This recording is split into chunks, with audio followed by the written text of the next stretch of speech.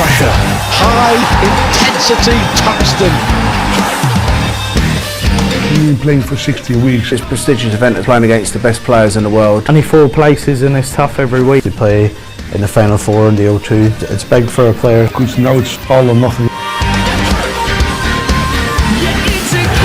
Brilliant finishing from Daryl Gurney. It's incredible drama.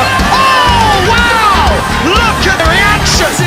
Superb finishing, great scoring power. Oh, that's magnificent.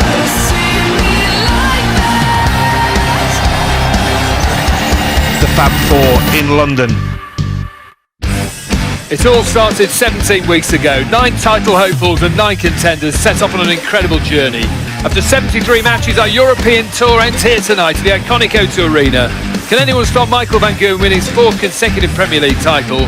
All will be revealed in the next 3 hours. A very warm welcome to finals night, the 2019 Unibet Premier League. We're live from the nation's capital, live from the O2 Arena. It's one of the world's great entertainment venues, here on the banks of the River Thames in North Greenwich. These fans looking forward to a stunning night of darts. More than 120,000 people have attended this year's tournament. There's a special night ahead. Opening up the night, Michael van Gerwen, the reigning champion, takes on Daryl Gurney in his first finals night. Then Rob Cross, 2018 world champion, takes on the 2009 Premier League champ, James Wade. Good evening, London. This is quite simply one of the richest nights in the history of professional darts. £530,000 up for grabs tonight. Who'll walk away with £250,000 first prize? The boys are here, Mark Webster, Wayne Mardle. Mark, there's an argument for anyone to win it tonight, isn't there? Yeah, of course it is. They've all proven they can win major titles. Granted, Michael's won more than the other 3 combined, but they all know what it's needed to get over the line. They've all had good campaigns to get to this stage tonight, and it's just going to require one big effort for one of them to win the title tonight. But it's Michael van Gerwen who starts the clear favourite. He's come in his top spot. He pinched it, so to speak, last week, and he's the man to stop. You like pouring through the stats, Wayne. The stats say it'll be van Gerwen against Cross in the final. Yeah, they do, but it's not conclusive, is it? Because we know sometimes it all goes wrong and you shouldn't listen to Stats 1 iota, and that really is Michael van Gerwen and the Daryl Gurney. If you just look at the averages there, Gerwen by far better, but Daryl's done the double over him, beating 3 of the last 4. But what I think is interesting is the double percentage of Michael van Gerwen. That is extremely high. You would expect his tournament average to be higher. So in that, there's inconsistency. In that is inconsistency of scoring as well. So Daryl will have his chances. It's whether or not he can take them. Previously, he has. He's got to do it again. Like Wed said there, he's not been his blistering best, van Gerwen. No, for his high standards, been quite a sloppy campaign. He's had those 2 defeats to Daryl, which can help Daryl tonight. But I don't know, it can spur Michael on tonight. He doesn't like losing to players, so he's going to be up for it. But yeah, he only just got top spot, but he'll be coming here full of confidence. Michael knows it's like a different tournament tonight. It's knockout, and he'll be here to win the title again. What a Premier League it's been. Possibly the best ever.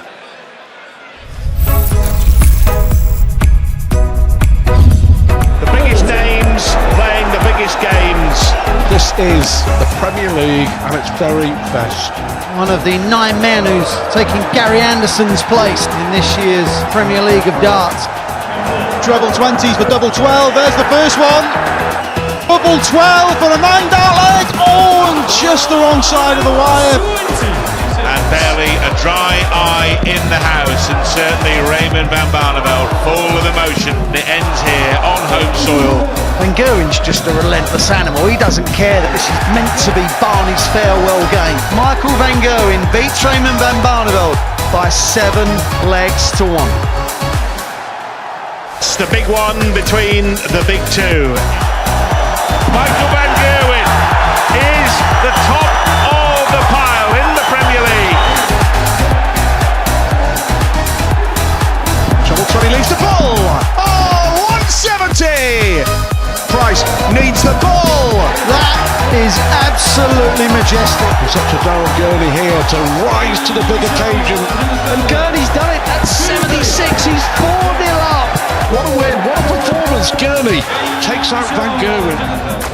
Well, this is the best Peter Wright has grouped darts for a number of months.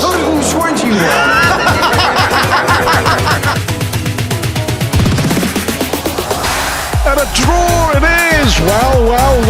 Shenanigans on the stage. To leave double 10 and to miss double 10 twice. James Wade kind of feel like he's dodged a couple of bullets there.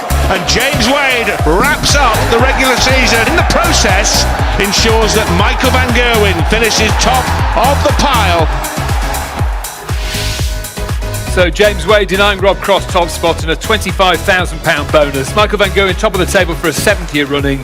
Cross a point behind, Wade in 3rd, Gurney in 4th. Gerwen Price put up a brave battle, finishing just outside the playoff positions. Barney never made it to the latter stage of the competition. It's been a brilliant 4 months, hasn't it? Yeah, it's been fantastic. I think having the contenders involved has helped. It's nice to see new, fresh faces, and the experienced players as well getting an opportunity. John Henderson, Glenn Durant getting to play on the stage. So it's been good, and it's been competitive as well. We had 4 players competing for 2 spots in the final week, and we had Michael and Rob battling for top spots. So it's been competitive every week, and it's kept the players on their toes. Says something about this competition that it goes down to the final week, doesn't it? Yeah, like we said, week after week, that players are nicking points here, there and everywhere. There wasn't 3 or 4 just running away with it. That shows you that it was competitive. We know that it didn't work out for Barney. He was kind of eliminated really before the last week, where he didn't play well in Rotterdam at all. Hopefully we'll see him at the Worlds. It was one of those campaigns for Barney that he'll forget about and he won't be remembered for, but I think this year will be remembered for the contenders. I think it's been fantastic, and hopefully next year they're back. They were all brilliant, weren't they? John Henderson, particularly in Aberdeen, was magnificent. He got a fantastic reception. Hyped on, it was great. He was the one I was really pleased for. I mean, the young lads, you can argue, may come again. I spoke to John and he was like, this could be my one opportunity. And he embraced it. He gave the crowd what they wanted. He got a point against Michael Van Gerwen. But just the whole contender theme, I think, really worked. Yes, none of them won, but they were contenders. They were here to gain experience, and when they are selected for the Premier League for real in the future, they're ready. Would you have them back next year? Yeah, I would personally, yeah. I think it's worked so well. And the fact that Mark said none of them won, look, they're contenders. Dimitri van den Berg, Jeffrey Deswan were fantastic, Chris Dobie. And the one that we thought was going to upset the apple cart and actually win was the one that took the heaviest defeat, and that was Glenn Durant, who lost to Daryl Gurney. So reading in between the lines who's going to do damage and who's not, it's impossible to predict. This whole Premier League has been unpredictable. Maybe there's more shocks to come. See if we can predict a winner tonight. Opening up the evening, Michael Van Gerwen against Daryl Gurney. Gurney beat him in the Premier League twice. Yeah, he's beat him twice. He beat him in the Players' Championship final at the back end of the year as well. But I tipped Michael against Daryl in both the league games, but I'm going to do it again. I just think Michael knows how to win in the Premier League finals night. It's a debut in it for Daryl, but he's had a great campaign, but I just think he'll fall slightly short. Van Gerwen's never lost a semi-final in the Premier League. No, he's looking to make it 7 finals on the bounce and win it for the 5th time, and to win it for the 4th time on the bounce as well. The man is a winning machine, it really is, and I think nights like this suit him. Rob Cross against James Wade. James Wade got the win over him last week. Yeah, he did. It was a nervy game a little bit from Rob. I think he had that top spot in his head, but that's gone now. I think what Rob's done well in the Premier League is when he's had a setback, he's recovered. He's had a really good campaign, and very unlucky not to finish top. But it's a big ask for him tonight. It's going to be close. I think Rob will just edge it, but that will be a really close game. Wade likes to spoil the party, though. Yeah, he does, and he's probably over the last decade and a bit the ultimate spoiler. He's not one of these dart players that is really quick into a rhythm and he's a sort of free-flowing. He's kind of at times a connoisseur's dart player. He's so difficult to beat. Rob Cross has got to do a lot right. He's got to correct what he didn't do last week. Last week he played for the top spot. He didn't play James Wade. He played for the top spot, got a bit kind of out of control with his thoughts and didn't relax one bit. If he can relax, I think he beats James Wade. If he gets embroiled in a real slugfest, I think he could get beaten. Going ahead, cheers boys. London, are you ready for darts? Let's play. And we are off and running. I'm always confident wherever I play. And Daryl Gurney has beaten Michael Van Gerwen. What a win, what a performance. Gurney takes out Van Gerwen. You've got to play with Michael with no fear. If you're not confident, you should probably stay at home. Oh, this is sublime. Brilliant, Daryl Gurney. Van Gerwen is alight here. Boom! Being slapped all over the hockey by Van Gerwen. A nice time for revenge.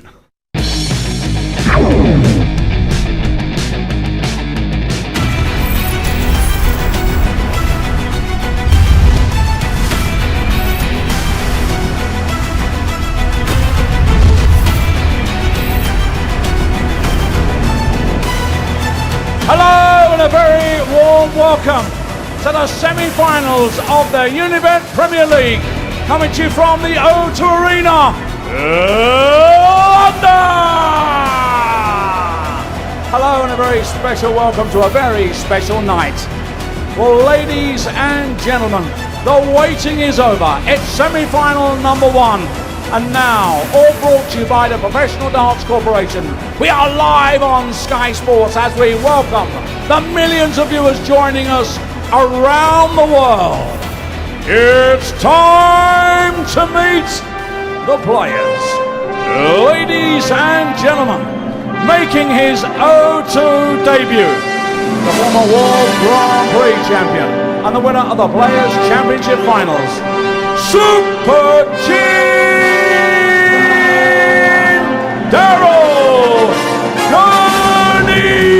Reaching out, touching me, touching you. Sweet Caroline, good times never seem so good. I've been inclined to believe there never was, but now I'm warm, touching warm, reaching out, touching me, touching you. Caroline, good times never seem so good. I've been inclined to believe there never was.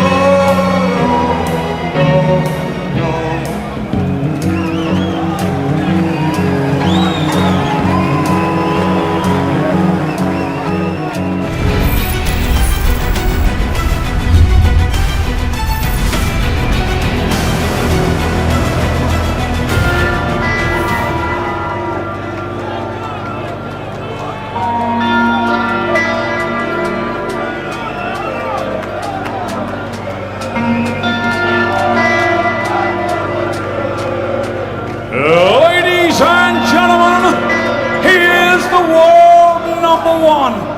He is top of the league. He is a four-time reigning and defending Premier League champion and a three-time champion of the world.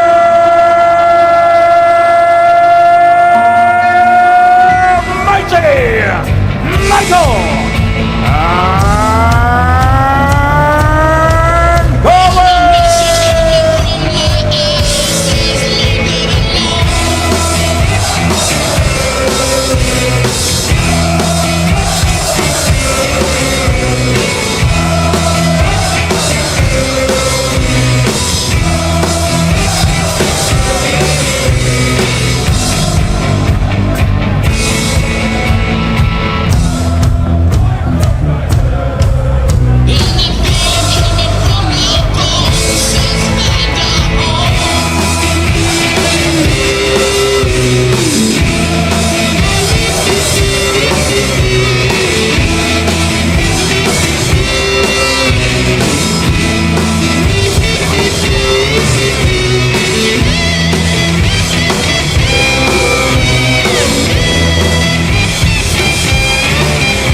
O2 Arena filling up minute by minute.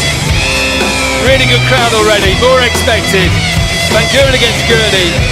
Mark Webster, has Gurney got to hit him early and hit him hard to have any chance? Yeah, of course he has. I mean, he's got that. He knows how to beat Michael. We touched on it. He beat him twice in the league campaign. He beat him in a Players' Championship final. But yeah, those early exchanges against Michael, they're important. I agree with you, Dave. He's probably got to get into him early and stay in the game as well. I mean, he has proved he can come back against Michael. He did that from a few legs down in the earlier game. But it's going to be tough because on finals night, Michael's a different animal. So he's just got to hang in there. Gurney's never played in the finals night before. New territory for him. Will it affect him at all?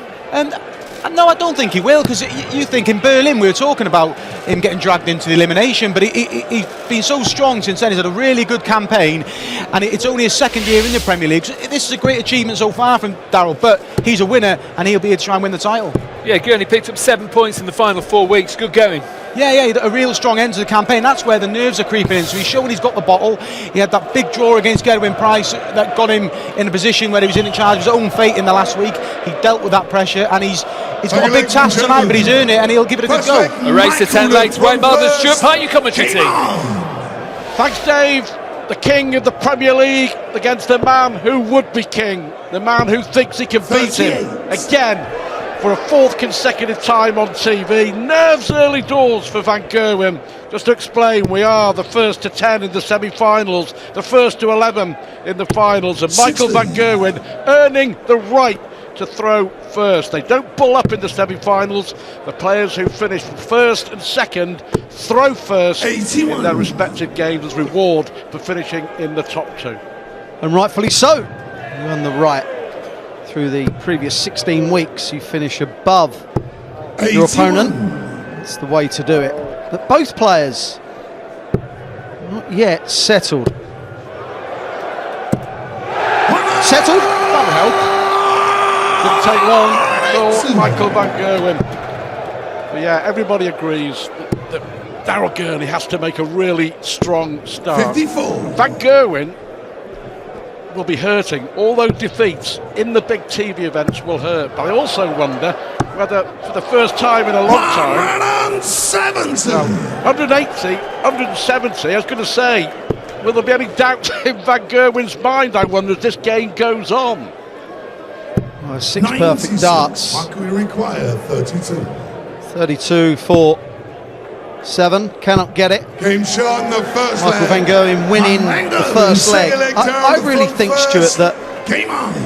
as long as Daryl Gurney wins one of the first 4, it's okay. If it goes 3-1 down, it's fine. As long as he knows he's throwing well. When you're playing Michael Van Gerwen and you're not throwing well, you start to then push and pull, and Michael knows all that. But in that Players' Championship final, Gurney just kind of kept him at bay with good doubling at real important times, and he's going to have to do that again. 57. It's like in a way that you know, with Gurney and Van Gerwen, another 183 in the first couple of legs. You mentioned that Players' Championship final in boxing pylons. It was like he was keeping away with the jab, wasn't he, throughout, and Van Gerwen couldn't find a way through. 140. They've livened up now. 96. Daryl will require 124. If it doesn't go, Michael Van Gerwen, well, it could go now. Wants the bullseye. Michael Van Gerwen will fancy this. He really will. And sometimes the best thing to do is hit the 25 rather than the bullseye. He'll fancy 60 tops. He'll fancy this. Oh, snatched it. Daryl will require 39. Relief for Gurney. You feel he has to get this. Just well, he's missed the 7. Yeah, he was going for 7 for double 16. He's found a way round the board on double 5. They all count, and that's a huge start, even this early in this semi-final. So important that really was. 139. To make that error of missing the big number, but to get away with it, Stu. Got away with it with a brilliant and much needed double 5. Never anyone's friend normally. Well, over 10,000 here at the O2 for finals night. 45. Cracking atmosphere.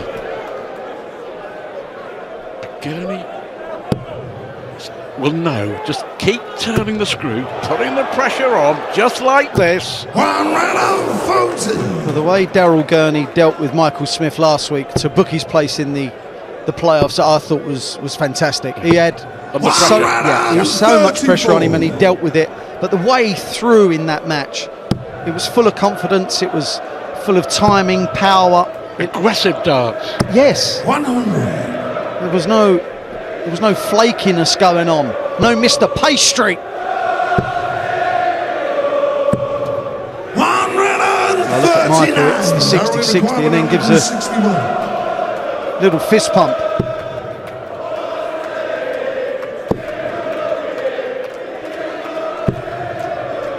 If we do Michael will require 44. get to 9-all, there's no tie breaks. It's the first to 10, one-legged darts. Will we get that far? 12 score. Is this a chance? Is this a chance for Gurney? Well, he missed the 1-2-4 on the ball.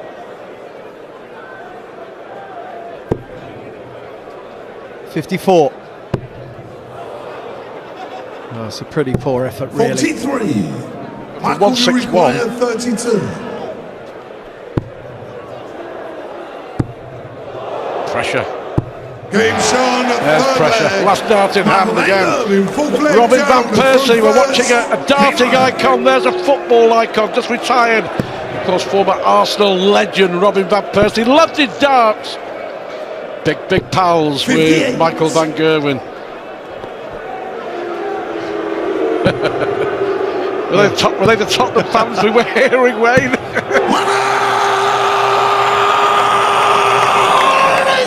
Well, he's mucker there in his third maximum.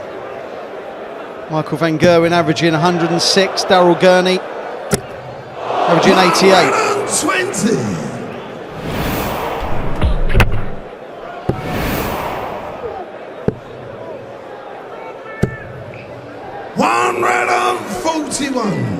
You feel at the moment that Gurney is hanging on in there. Massively. And 20 points between them in the averages. 20 points between them, but so he's hanging on in there. This is a big leg, big leg. Well, if he can get away with this leg somehow, Daryl Gurney, and be 2-2, then he will have kind of rode his luck already. Because he knows he will have to improve to win this match. 140. Well, he could pinch it. May only just get a dart at the ball here, Van Gerwen. Well, that's poor, that really is. What a 140, perfectly timed. Averaging 92, but could be about to make it 2-2. Well, he's hit the 11, that leaves 32. Daryl Gurney is 2-2. And forget the averages, he's being well and truly outplayed, but, Stuart, he will know that at 2-2, Michael will not be happy with that. He will not be happy with that. And Daryl knows that if he can just up his game a little, he can beat Michael Van Gerwen again for the third time in the Premier League this year. You know, despite all that Van Gerwen has achieved, the darting doubts would start to creep in. Hits the flights, unlucky there from Gurney, but it's human nature. He knows he's lost 3 big televised matches on the spin against the Irishman. 174. 108 average. His opponent's averaging 91. The important stat, 2 apiece. And Van Gerwen now out to 8-1 on. 95.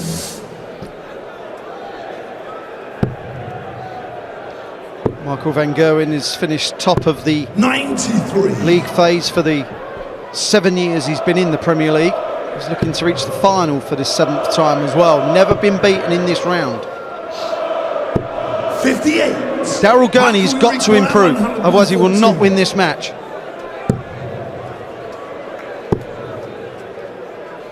It's okay. Well, Michael Van Gerwen has got time to do whatever he likes. But what Daryl Gurney has to keep on doing is piling on the pressure. Keep piling it on. Well, timing is everything. Game Sean at fifth leg. The pressure was there. Van Gerwen handling it. 5-1 18s, 5 legs of darts, 3-2 to Van Gerwen.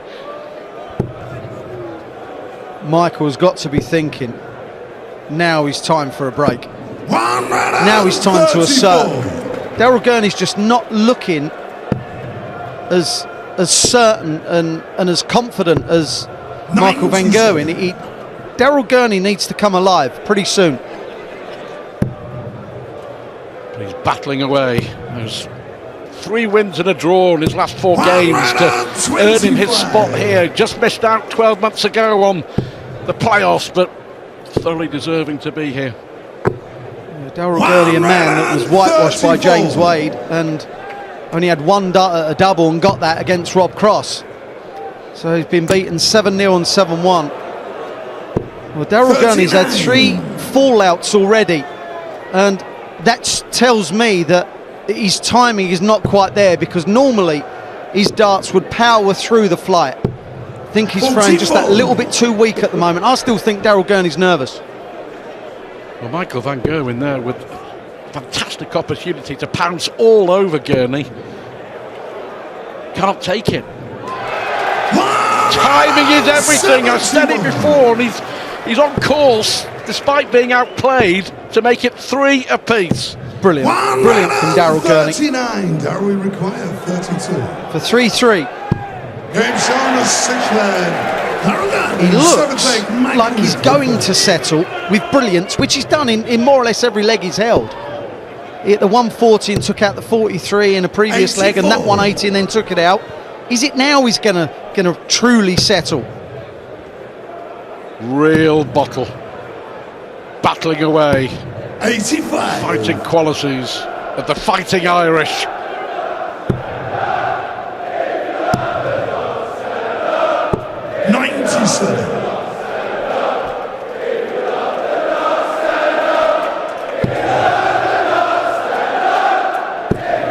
Gurney will be happy.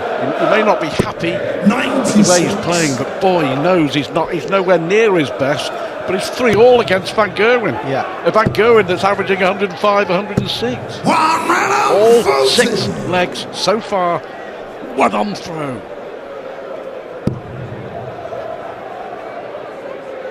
Gurney's upped it to 96. You don't need 110, 115 to beat Michael Van Gerwen. You need to do special things at the right time. 60. Yeah, only 60. Here's that opportunity again, maybe, for Gurney. That set-up shot. Yeah, and another. 140 just taps Van Gerwen on the shoulder. 100. I'll be disappointed with that, and he was. 61st dart, only hit a ton. Tops. 80. Daryl will require 160. Well, I know it's a difficult finish, but there's not a professional dart player on the planet that doesn't like this.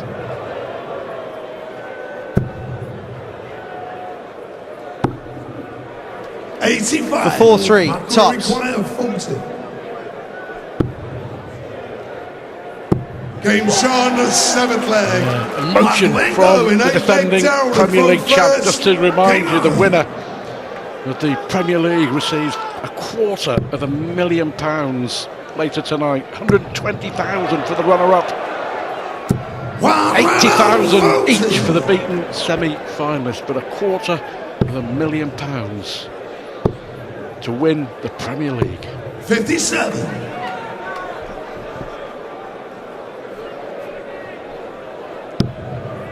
Michael Van Gerwen, after 2 legs, we know averages are only a guide. He was averaging 115, he's now averaging 101. And Daryl Gurney has upped it to 99. Things may be changing. 86. For once, Daryl Gurney has a little bit of breathing space. And during these kind of formats, Stuart, you need it. To be under pressure, under the cosh, constantly for the duration of a match, the best of 19, really is tiring. And don't forget, this is a semi-final. The winner of this will play James Wade or Rob Cross. So you've got to reserve something for later. Well, 39 leaves 32. 109. Exquisite. Could be another 13 darter for Gurney. 61. Daryl required 32. 4 legs apiece. Game shot. Very good on that segment. Gurney, ninth leg, Michael to go first. Van Gerwen's weak link has been the finishing. 4 out of 12. It's the finishing that's kept Gurney in this semi-final. 4 out of 6. 96.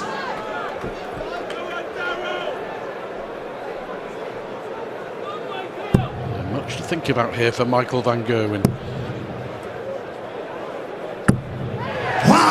Really is an intriguing game. Gurney at the moment, got to be said, Stuart, the last leg and a bit, he's looked that little bit more likely than Michael Van Gerwen. He was hanging on. He's not hanging on now. He's calling the shots. He's hitting the shots. 140. A big visit this for Van Gerwen. Van Gerwen hasn't been under pressure at all on his own throw. He is now. 98. And Gurney now hitting 3 figures. Yeah, but that's a huge increase in his play and a regression in Michael Van Gerwen's. 91. That's why Gurney will have a chance to break through. Wow. 140. Good response from Van Gerwen. 130. Treble 20. 1 treble 20 gives him a shot. There he is. Another one of those for double 5. The ball to break. It kissed the wire. Yeah, well, this is no gimmick. 76. Under pressure. Tops.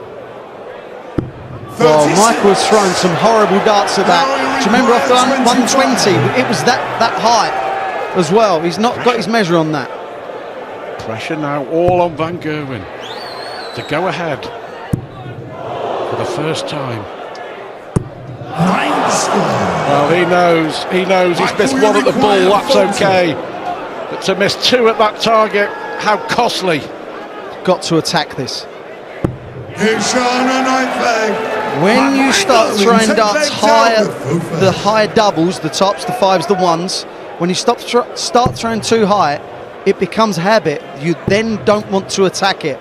Michael did the right thing there. 45. Brilliant entertainment. Gurney had his chance to pounce, to break. 96. And then starts with a poor visit. Now he's chasing the game. Just get the feeling with this that one 90. huge outshot, a couple of missed darts at a double, who knows what turns it round. 139. Well, this is the leg as well, isn't it? The leg before the break. Is this the moment that Van Gerwen can pounce? But back again comes Gurney. This is... what a response! 140. I just think, you know, we've got 19 legs of darts. We're going to get them all. Well, let's hope so. Yeah. 77. Well, that was really slack by Michael. He didn't like that at all. Well, the way Daryl Gurney played under pressure against Michael Smith that we mentioned last week, you know he can kind of hack anything. He's the winner of the Grand Prix. He's the winner of the Players' Championship. Daryl Gurney can win anything. 99. So to cope with this, fine. 57. 9 legs in this semi-final, all won on throw. Treble 19. So now it's Van Gerwen's chance. 133. Brilliant visit, but will it be enough for Gurney? Looks like he's going for the bullseye. Treble 15, double 10. 70. Right, he lunged at that. That That was not. He was not comfortable. He was not set.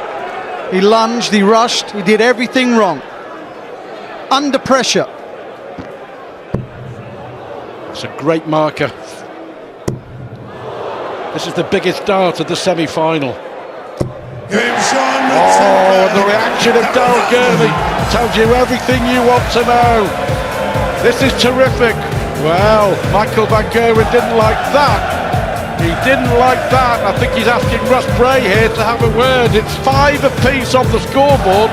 And Michael Van Gerwen is complaining about something. Daryl Gurney won't be. He's back in it. Fantastic semi-final here at the O2. It's 5 apiece.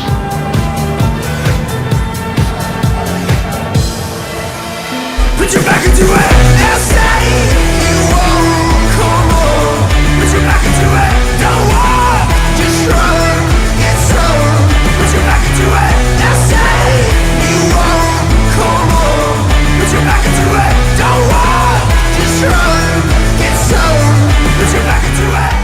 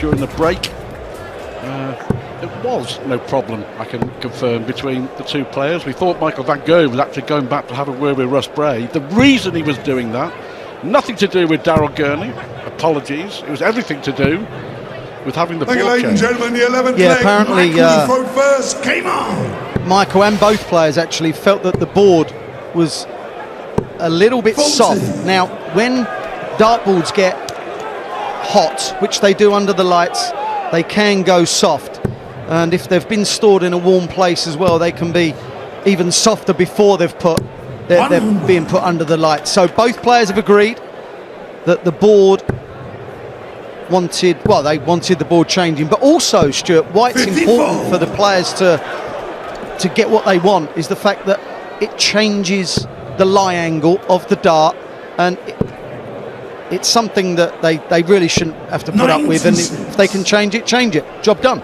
No story here. No, just to confirm though, it needs both players to agree, doesn't it?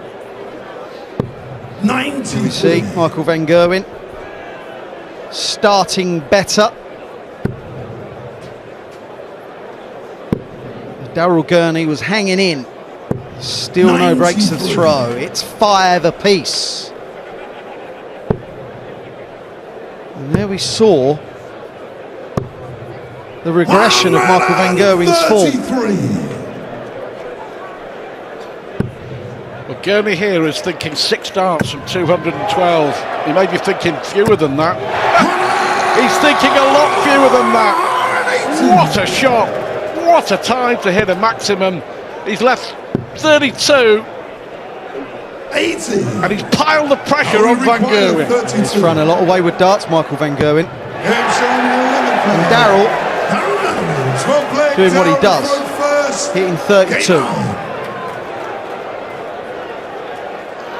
Now, full credit to Daryl here, because at 1-0 down, 2-1 down, 3-2 down, he was looking the second best player in a 2-horse race. Now he is not. 34. I go back to what I was asking you before. If any player in the world of darts can put doubts in the mind of Michael van Gerwen, it's the player that he's playing right now. Yeah, it's a dynamic that belongs to kind of Daryl Gurney. It's something he likes. No one wants to play Michael van Gerwen for a living, week in, week out. You'd rather play lesser players. 123. But again, Michael van Gerwen, he's playing nowhere near his best against Gurney. Now, whether that's anything to do with Daryl or not, it's irrelevant. 43. He just finds playing Daryl a bit of a chore, and who knows why? It's a bit like Rob Cross playing Michael van Gerwen. He doesn't seem to play well against him for whatever reason. Well, this will be disappointing for Gurney, having struck the first blow with that first break of throw. 96. The advantage has been handed back to his opponent here to level up. Double 16. 88. Well, he would have liked it to have been popped, but it may not matter. I'll say it doesn't matter. It may. But how many times do we see it? 83. A real requires 60. match-changing, possibly break of throw, and then the opponent breaks straight back. Daryl will be seething. Absolutely. Well, terrific start to the evening here at the O2. Rob Cross and James Wade still to come. Are we going to have all 19 legs of this first semi-final? Daryl's gone defensive. You can tell by the speed and the actual pace, the pace of his play, and Stuart, the force that he's putting behind his dart. He's now not throwing them with the authority that he did to get 6-5 up. That's better. You've got to throw strong, assertive darts. That was looped, that was flicked. He's going through a little spell that he doesn't like right here, right now. 96. A 5-2 outsider. Still decent odds in a 2-horse race. Yes.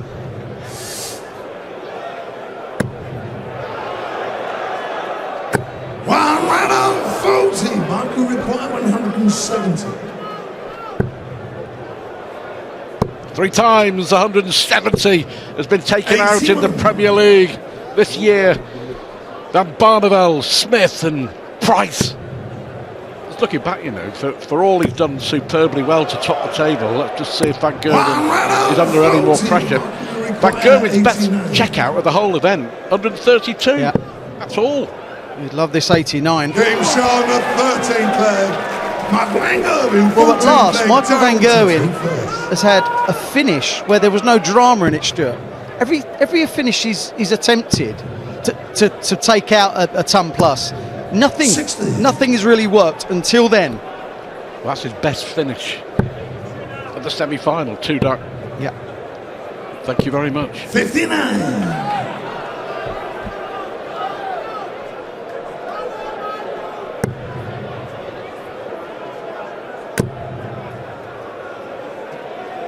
Well, it's easier to switch, but if he fancies it, he fancies it. Sometimes what we do see on the TV and on our monitors as well, it's not always what the player sees.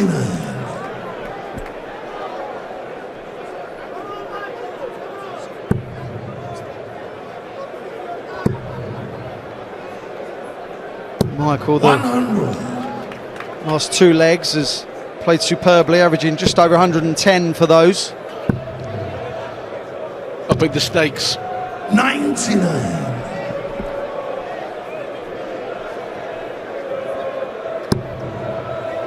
We'll have to switch, surely.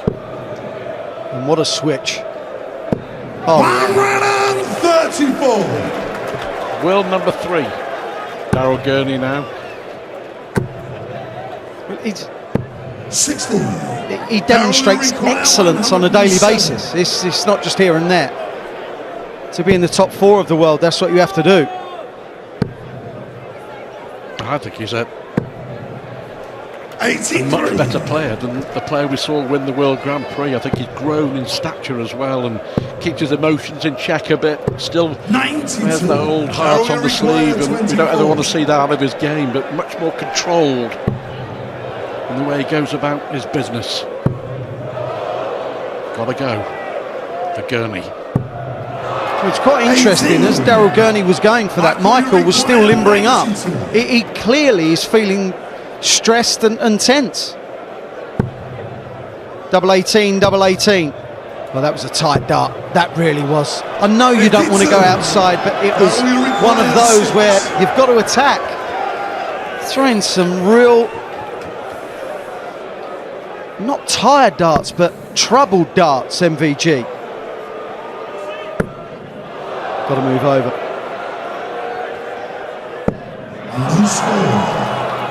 We've had 6 darts here for 7-all. Is he waving goodbye to his chances of a Premier League final for the very first time? It's 3 legs on the spin to the defending champ. 15th leg, Michael to throw first. Wasted opportunity for Daryl Gurney, and Van Gerwen here, he knows he's pinch one. He knows, is that the decisive leg? I assure you, after this, 68. if, it's a big if Michael Van Gerwen wins this, he goes straight on the practice board. He's not looked entirely out of sorts, but this is not Michael Van Gerwen playing his average game. This is worse than his average game. 60. And the reason he's taken the lead, Stuart, is because Gurney has gone off the boil, not because of Van Gerwen's brilliance here. 137. Robin Van Persie will be happy with what he is seeing. When you stand on days like this and nights like this, when it comes down to semi-finals, are you in the camp you want to play and win the first one, or you want to play and win the second one when it comes to the final? I don't think it makes any difference whatsoever. No. I would just love to have played in one. I'd like to say you came close. Yes. You didn't. Yeah. No. Anyway. 58. Only 2 or 3 treble visit needed. I tell you what, he's feeling the pressure here, yeah. Van Gerwen. He is feeling it. 45. Michael, you require 154. There's just been no fluency, or no sustained fluency from MVG. It's all been a bit staccato. It's been a real grind, this. I didn't see it panning out this way, I've got to say. I thought it would have been a roof raiser. Well, for Van Gerwen here, well below par, but Michael, you require 58. might be about to win ugly to claim his place in the final. Game shot on a 15th leg. Look at the reaction. He needs one more leg from 6-5 down in that 11th leg when Daryl Gurney claimed the first break of throw of this match. He's won 4 legs on the spin, the defending champ, and it's now or never for the Irishman. Well, You may be thinking at 9-6 this is all over, but I can assure you 34. both players know the situation. If Daryl Gurney holds here and then breaks, he's then just a hold of throw again from taking it to a last leg decider.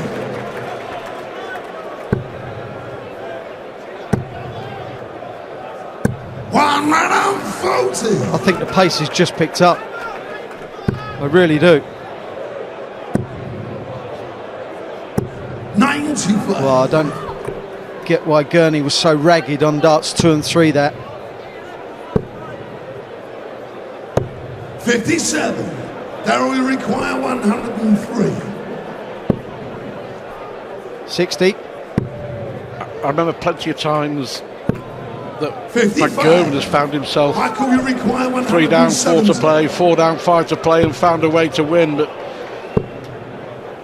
huge ask for 96. Daryl Gurney, but he should Daryl, get you one require back. 48. He should, but that second dart come out the handle wrong. He's been very... Oh, wow, he needs another double 8. That is superb. To keep composure. The 18th leg, Michael to throw first. That was terrific. Really was. 19. This is such a big leg, Stuart. This really is. Daryl Gurney knows if he can break here, he'll have the darts to go 9-all.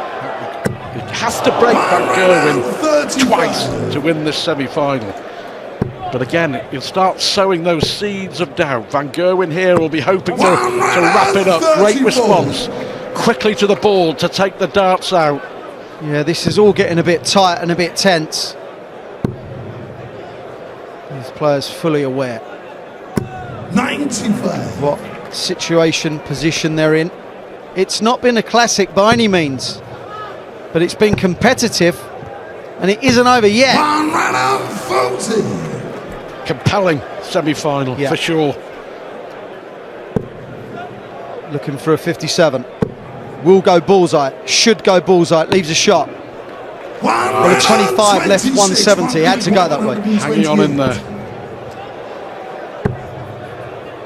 Single 16. 96. Michael Van Gerwen choosing not to go the safer route, the safer option. That could have been a disaster. He was relying on Daryl Gurney, the world number 3, to not take out 145. 32. To go into the Premier League final for a 7th consecutive year. What a dart to win it! The defending Premier League champ goes through to the big one at the O2. Daryl Gurney gave it a really good go. But Michael Van Gerwen is now 1 match away from winning a 5th Premier League crown and a 4th on the spin. Compelling it was. The winner is Michael Van Gerwen. He wins 10-7. He will play James Wade or Rob Cross in our final. That match is next.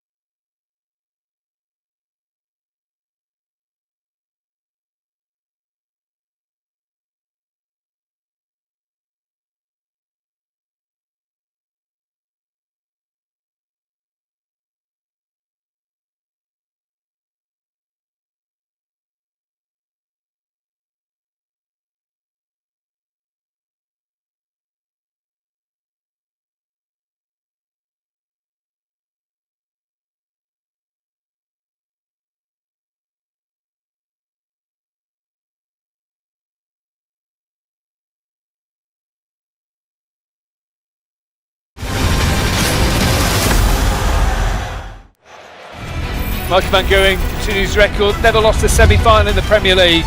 A 10-7 victory over Daryl Gurney. Brave display from Gurney. Coming next, Rob Cross takes on James Wade, the 2009 Premier League champion. It was tense, it was tight, it was absorbing.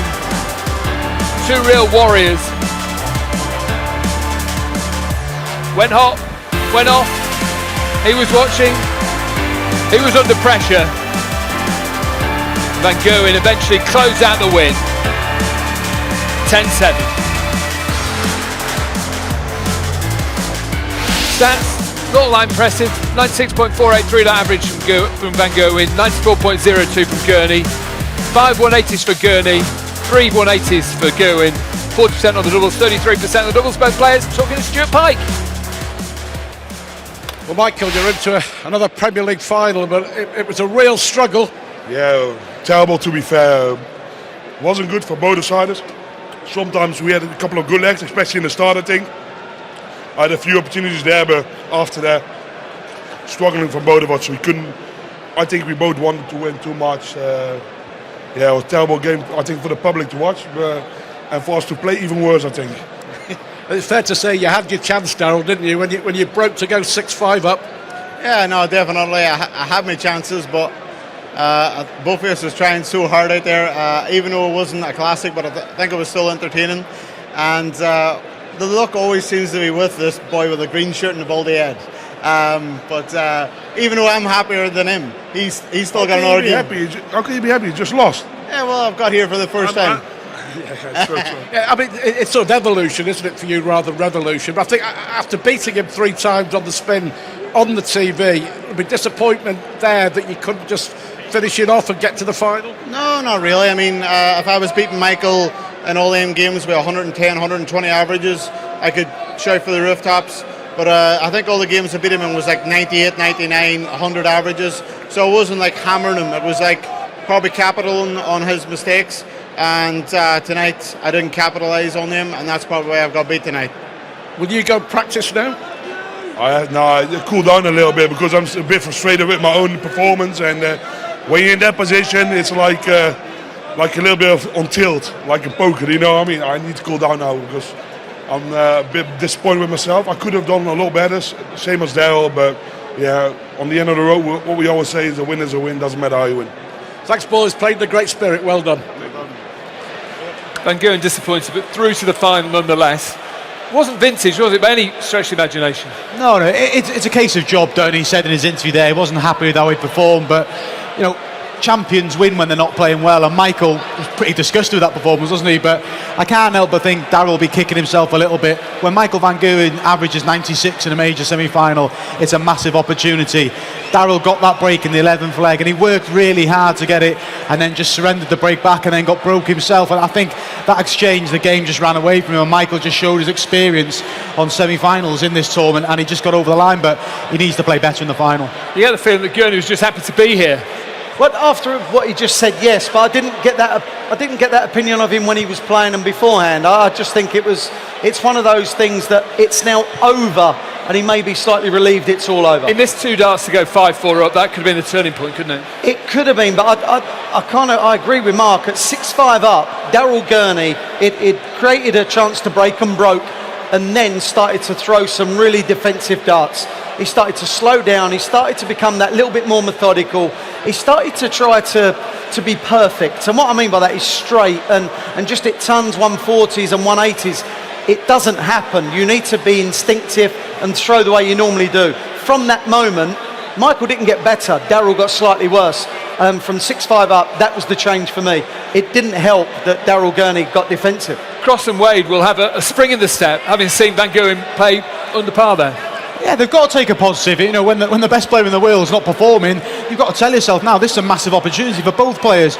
They know plenty about each other. It was only a week ago they played each other, so yeah, it's a big game, but they can't look beyond this semi-final now. They can't think, oh, let's get through this because Michael's not playing well. They've got to do the job now. It's going to be a close game. It's a big ask for both players. Will the standard be higher in this game? I think it'll be nip and tuck. Will the standard be higher? I think so. Yes.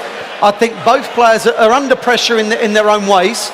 Rob Cross really should have when I say should have, he could have topped the table. So that's a disappointment. But I think last week he was playing top in the table, beating Michael Van Gerwen to top the table, having to deal with James Wade, joining the list of Michael Van Gerwen and Phil Taylor. All that was coming into play. Tonight, he just has to beat James Wade. I think it's an easier task for Rob Cross tonight. Who will join mighty Michael Van Gerwen in the final here in London? Find out next. Rob Cross aiming to finish top of the league. Phil Taylor did it for the first 8 years. Van Gerwen did it for the next 6. Can Cross make history? James Wade wraps up the regular season with a dress rehearsal victory over Rob Cross. I always believe in myself, no matter what. It's all on the performance. If I turn up, I win. That was Titanic tungsten, fire and brimstone. There you go, used up. Brilliant, absolutely brilliant. Oh wow, goodness me. Oh, magnificent.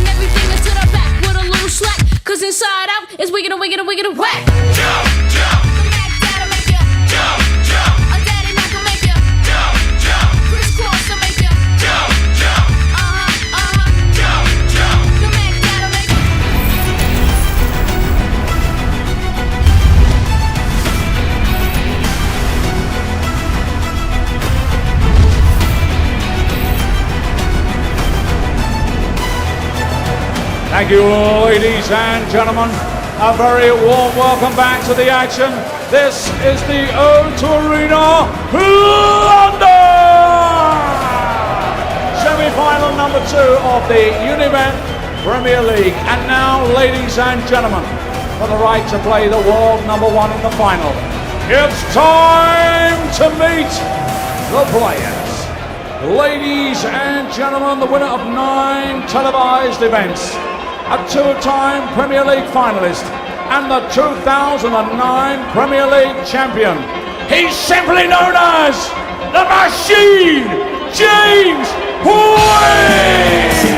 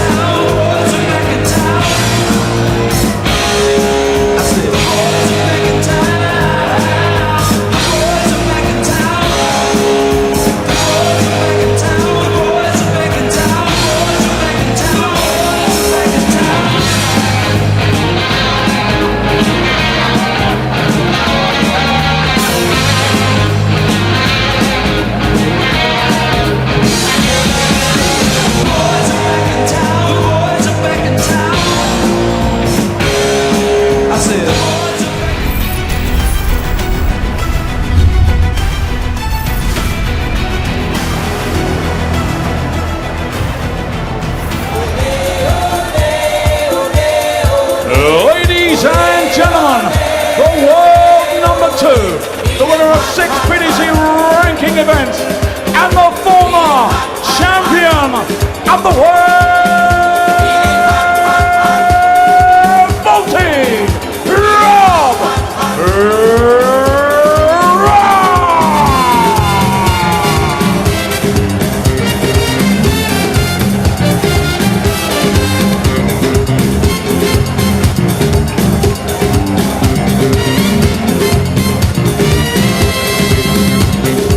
Me mind on fire, me soul on fire, feeling hot, hot, hot. Party people all around me, feeling hot, hot, hot. What to do on a night like this? Music sweet, I can't resist. We need a party song. I found a metal jam, so we go rum, bum, bum, bum. Let me rum, bum, bum, bum. Ole, ole, ole, ole. Ole, ole, ole, ole. Let me rum, bum, bum, bum. Let me rum, bum, bum, bum. Feeling hot, hot, hot. Rob Cross has been hot this year. 10 ton plus averages in 16 matches is impressive. Yeah, he's played very, very well, and he'll be disappointed though because he didn't top the league. But that's gone now. That's gone, and James Wade stopped him last week. But I just get the feeling that Rob is kind of ready to put in one of those performances again. He's looked so focused. I was watching him here before the walk-on. He's just head down and then just concentrating. He looks dressed for business. James Wade is having a chat with the referee there. Read anything into that? I'm not sure, but I think that James felt it was him to throw first, and it's not. It's Rob Cross. But James, for me, he's played some of the best games in this Premier League. But the last 5 or 6 weeks, he's not been good. He's had one good game. He's been the master at playing below his average, which is about 93, 94, which he's been doing, and getting away with not getting beat. And he's done that in those stats that we see there, averaging 92, 93 and getting away with it. I'm not sure he gets away with that kind of performance tonight. What sort of game are we going to see here?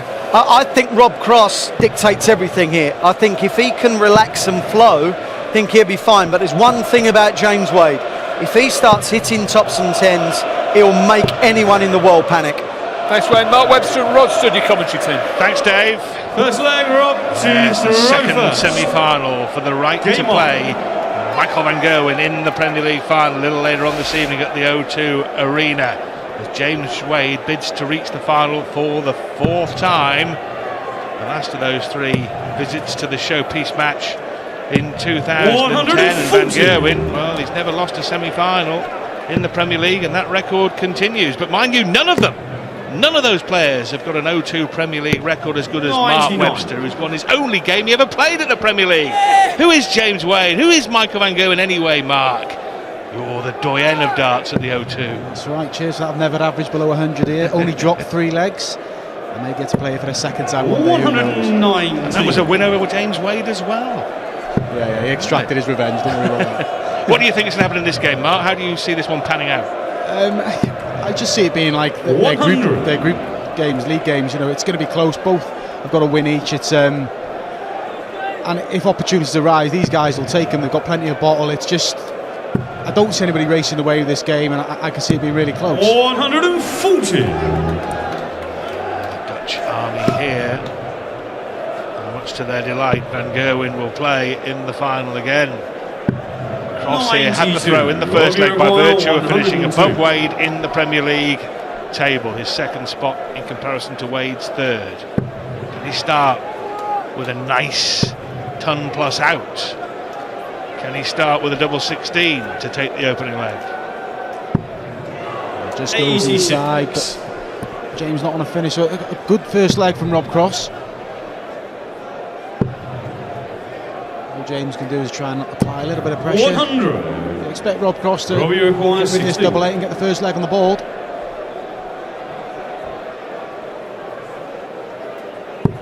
There it is. Rob Cross. Rob Cross leads. Much of the Van Gerwen-Gurney match went with a throw early on in the piece. Gurney then broke to lead 6-5. 60. Hold on to the advantage, and in the end, Van Gerwen won 10 legs to 7.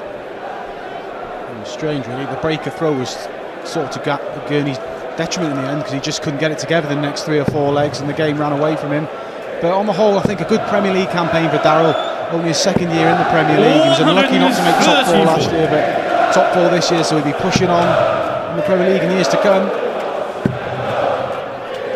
Wade Premier League champion in 2009. 140. Still remains, despite his success, one of the most underrated players in the world of darts. Since reaching the World Match Play final in 2006, his first big final, he's appeared in at least one TV final every 100. one of the last 13 years since then, apart from 2013 and 17, which is a remarkable run of excellence and consistency and longevity, Mark, isn't it? Yeah, of course. Whenever you think James's career is slightly going into a bit of crisis, where he might be dropping down the rankings, he just produces the big performance and gets to a final, like you touched on. He's always in about those major finals every year. He won a couple last year, which got him his spot back in the Premier League, and he's taken it this year. I mean, it took him to the last game to get it clinched top 4, but a few results going either way. He could have comfortably been there weeks before, so a good campaign to get to this stage. 97. Tonight. Robbie require 167. Well, this would rock the joint early on and give Cross a 2-leg lead. Went about it in reverse, if you will, with the treble 19, 97. the first target. Require 64. Tops. 44. Tops below, so chance already for Rob Cross. Robbie requires well, Wade's 70. first start would have been at treble 8 there, so it was a loose one, and the visit really never had too much authority. And Cross here on his favourite treble 18 could have given himself 2 darts at double. Will only get 1 at double 16.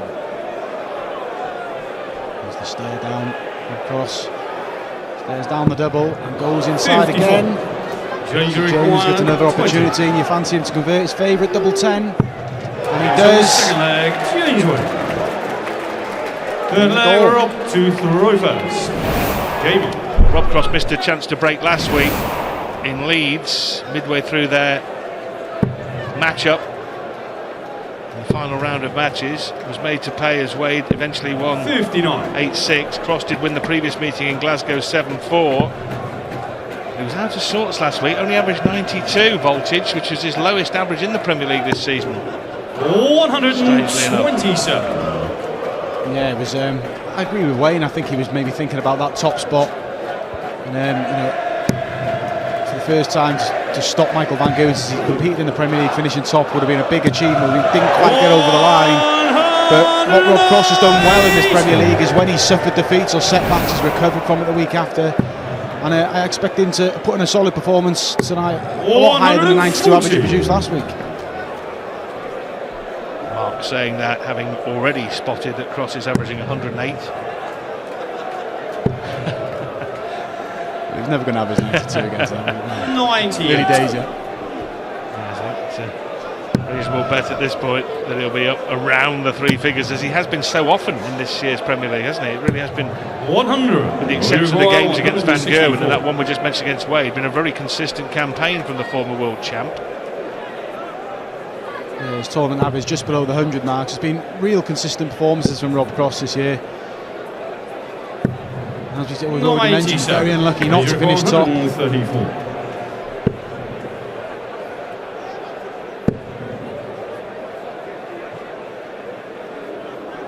These guys last week when they were playing as well knew that they would be playing each other this week as well. The snare is out. Whatever outcome of results, was it important for James to get that win over him last week, just to give him that little bit of an edge coming here this week? Well, he's only got one dart to hold his throw here, Rob Cross, double 16, which has caused him problems so far. And every time he's missed, he's gone inside the target. That's 3 times he's done the same thing. Wade wants double 10. Wade hits double 10. Wade leads 2-1 with the break of throw as he punishes the missed dart at double for the second straight leg. Full flag, James to throw first. Just echo what you said there, Rod. He's come inside 3 times on the double 16. He just needs to settle on that double. And James duly punishes him. 137. Wade hikes his average up to a couple of ticks behind Rob Cross, but the key element here is that Wade has the early break in this matchup as he looks to set up a meeting with Michael Van Gerwen in the final. Remember, Wade against Van Gerwen in the Premier League this year has 3 points from 2 meetings. He certainly won't be fearing Michael Van Gerwen, and that performance from Michael won't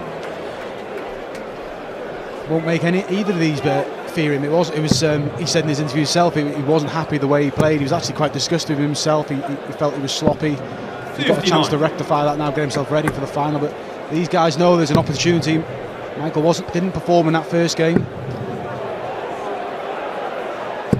140.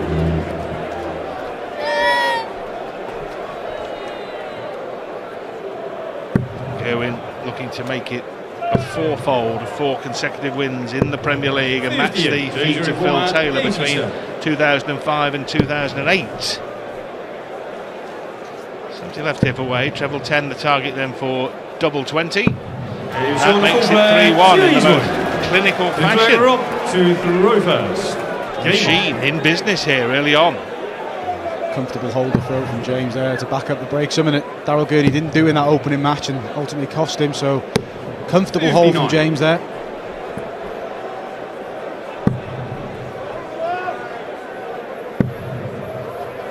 Well, at this stage, James Wade 100. Very much in control of his game and very much in control of the game.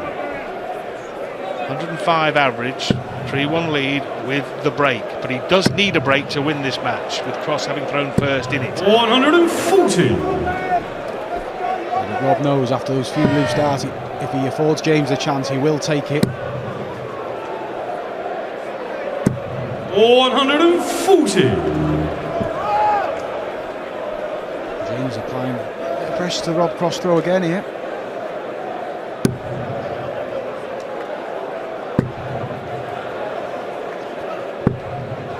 James Wade, 26. despite all those finals and all those big prizes he's collected and those prizes at the back end of last year that Mark mentioned, Euro finals and World Series of Darts finals, still only ranked at number 9 in the world.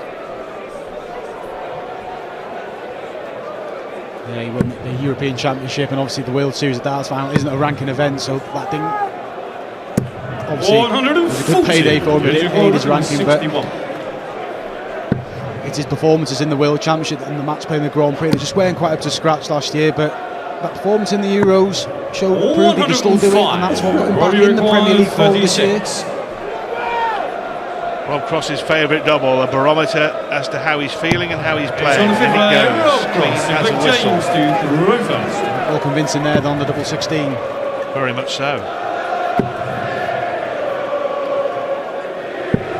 59. Now you'd suggest has overtaken Peter Wright in the race for the unwanted title of the best player never to win the World Championship. Would you agree, Mark? Yeah, without doubt. He's just he hasn't really performed there. I think you've got to look at the Adrian Lewis game where he had Adrian on toast. He maybe should have kept him up there with the Draftgate incident when he got to that semi, and that was his best chance. But he openly says it's not his favourite tournament. He'd like to perform better there, but it just hasn't happened for him. Never reached a final. At least Snakey has played in a final against MVG. Cross here, attacking the Wade throw now in leg 6. 100.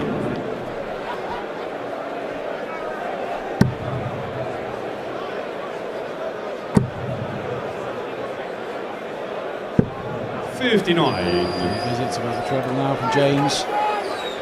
Door open for Rob Cross to get this break back.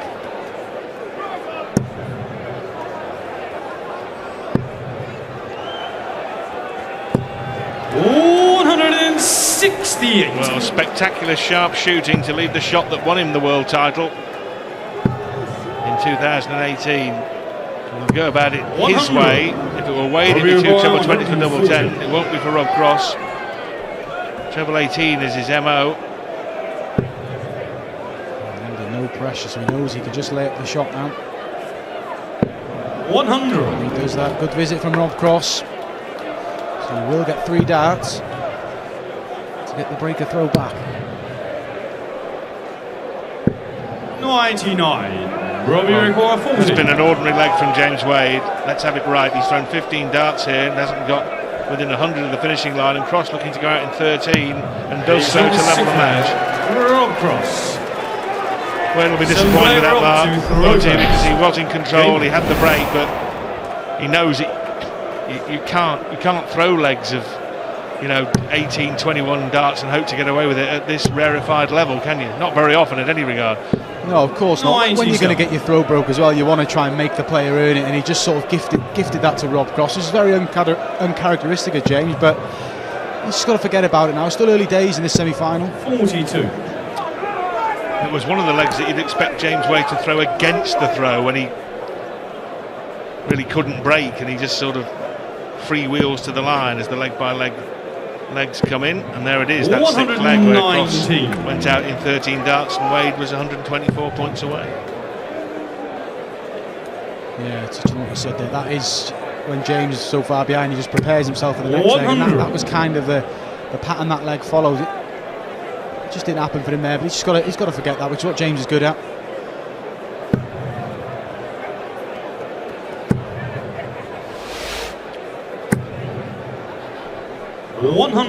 James Wade started the match 5-4. He's now 6-4, despite the fact it's all square. And Rob Cross, well, you've got to put 15 onto an 8. 140.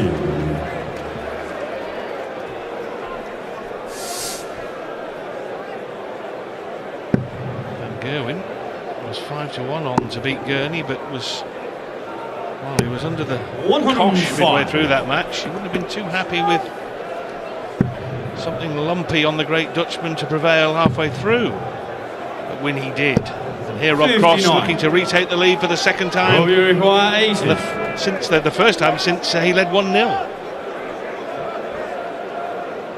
It's a combination. 20 for tops. Put yourself back in throw him. Always awkward these shots when your darts ping up like that. He's on the straight in there. Good hold of throw and a good finish from Rob there, because they can be awkward. 60. Similar start from James in his opening 3 darts over when he threw first in there, leg 6.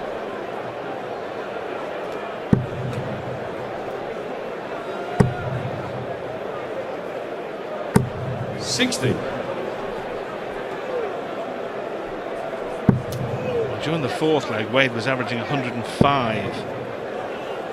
It's now in the mid 57. 90s, 96.18 to be precise.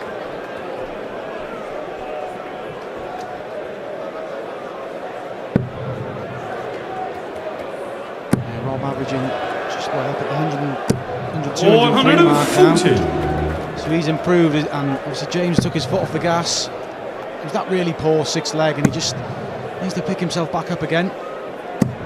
60. You see the doubles percentages. 50% for Rob, 60% from Wade. So it's the back end of the leg, they're tidying up the legs, but it's just the scoring from Wade's just gone missing at the minute.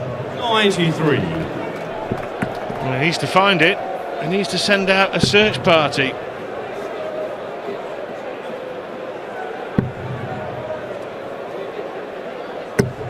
100. There's nothing to panic about just yet, but if he gets broken here, that would put him 2 behind. If Cross holds, he'd be 3 behind.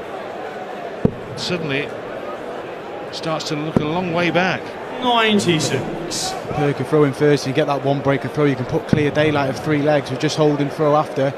And psychologically, it can put pressure, especially on that last leg before the break. 180 when he needed it from James. Robbie O'Coyle, 112. Pressure this 112 now, Rob Cross. Perfect first start.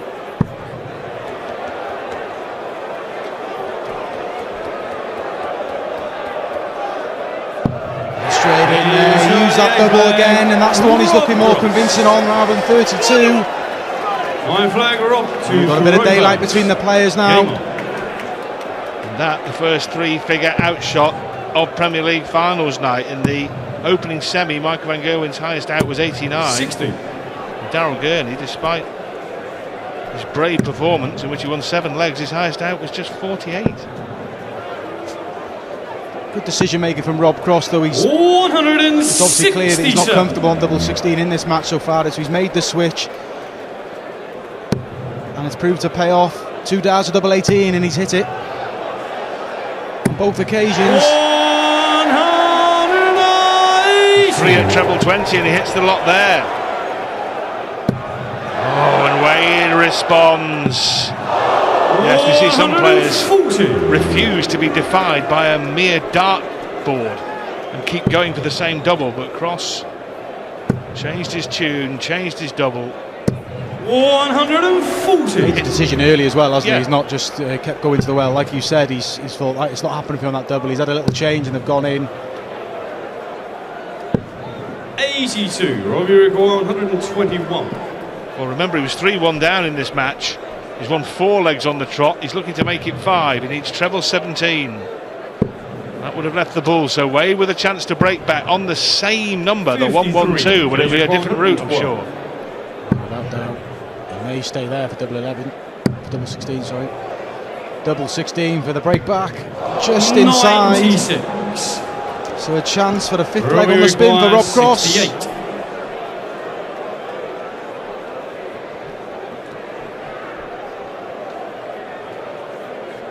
Oh, 2 really big darts in this match, in this semi-final. Could scarcely have missed by further. Can he get it right this time? No, he can't. 66. James requires 16. Very wayward dart, double 4. And the opportunity comes to James now. For double 4. James misses 3 darts. So Rob again. Gets the opportunity. It is at double 1. No room for error on this double.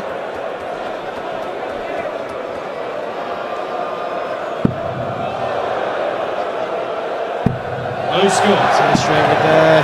Scrappy leg now this is turning into. And it's James Wade who clinches it. Rob will be kicking himself, but we're back on throw. 10 flag, James to throw first. James Wade missed 3 darts at double in that leg.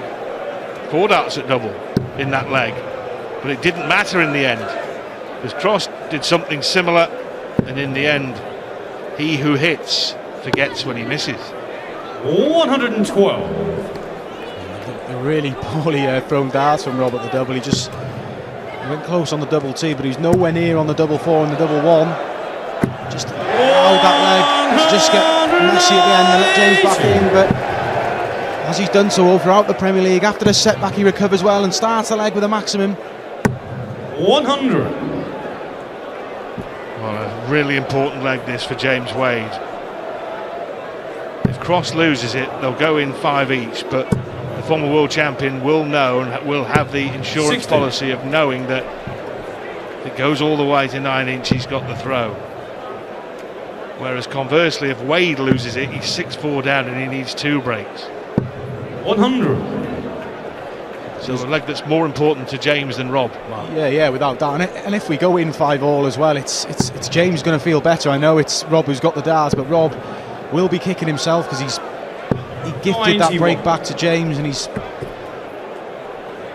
had a big chance to put daylight between the both players. He could be 6-3 up now and attacking the James throw to try and take control of this game. 135. Robbie O'Connor, 170.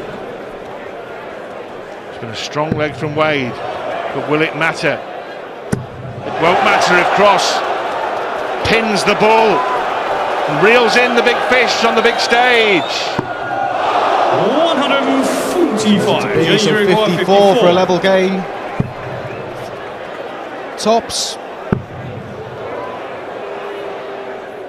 Enormous start at a double from James Wade. Robbie Both requires players feeling the 25. pressure at the end of this first session. For a 2-leg lead then, and to punish Wade and go within 4 legs of the final of the Premier League. He wants double 8s.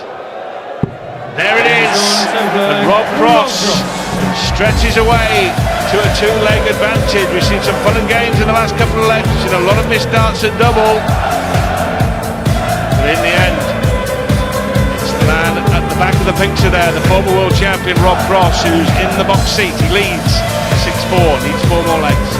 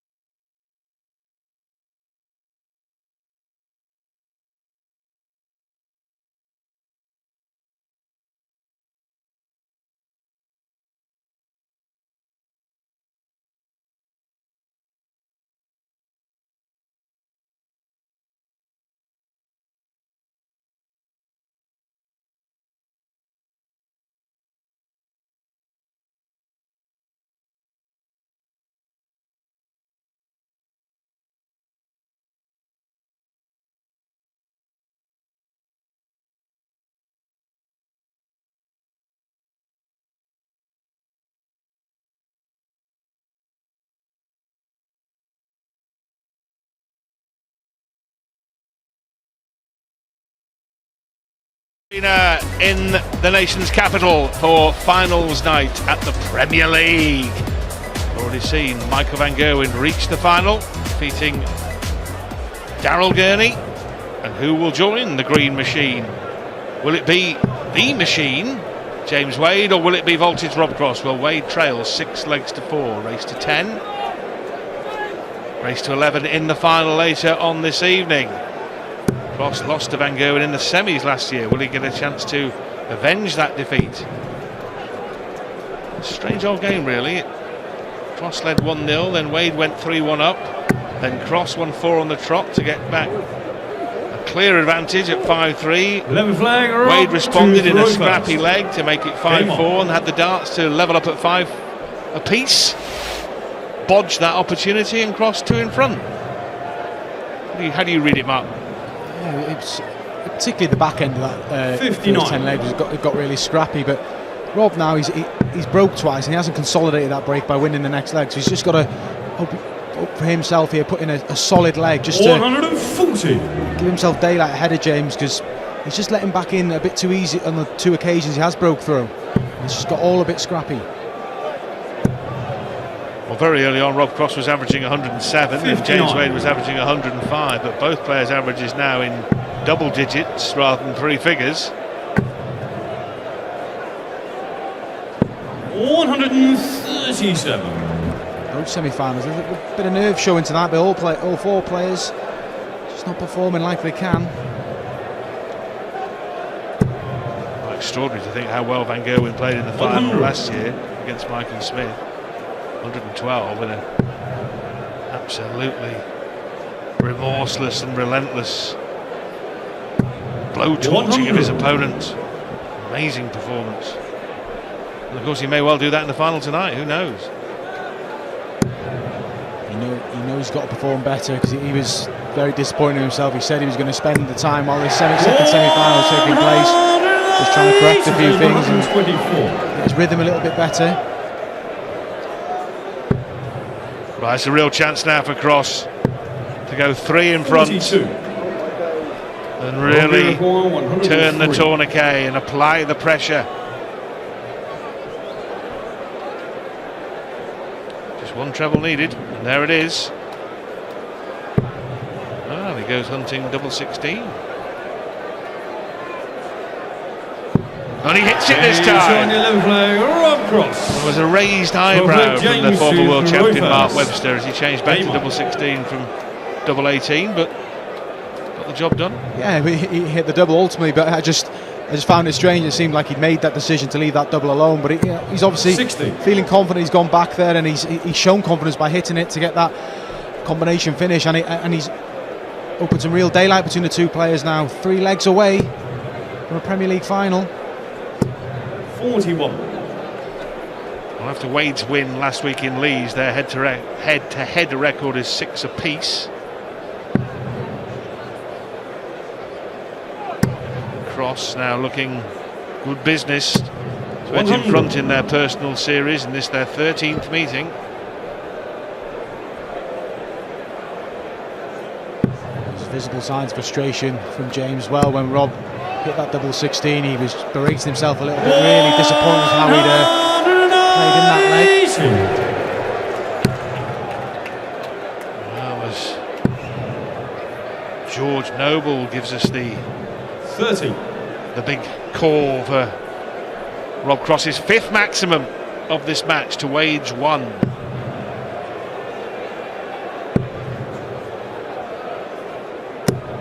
100. Rob putting more pressure on the James throw. I don't want to speak too early, but this effectively a 2-breaker throw lead, and having the darts as well. 94. Well, Cross in total command now, because even a ton is fine. Ton 40 would be brilliant. Perfect, nice and high, nice and steady. That's 140. It. Really superb leg crafted here by Rob Cross. A dozen darts thrown to leave tops. You can't argue with that. Perfect leg and a perfect setup on the 180. And James can only try and apply pressure, which he hasn't. We require 40.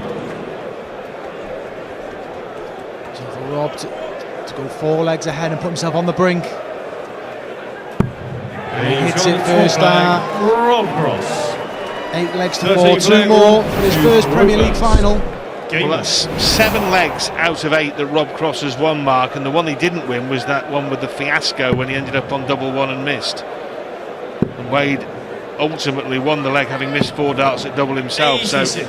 So Cross really has been completely dominant, hasn't he, since that 4th leg finished. Yeah, he's just put his foot on the gas, and James in a whole world of trouble now. He needs 3 breaks of throw to win this match now, and Rob has just sort of regrouped at the break. He's looking really solid. Played 2 real solid legs from the break. 96. He just needs to maintain his performance on throw now, and he will be in the final.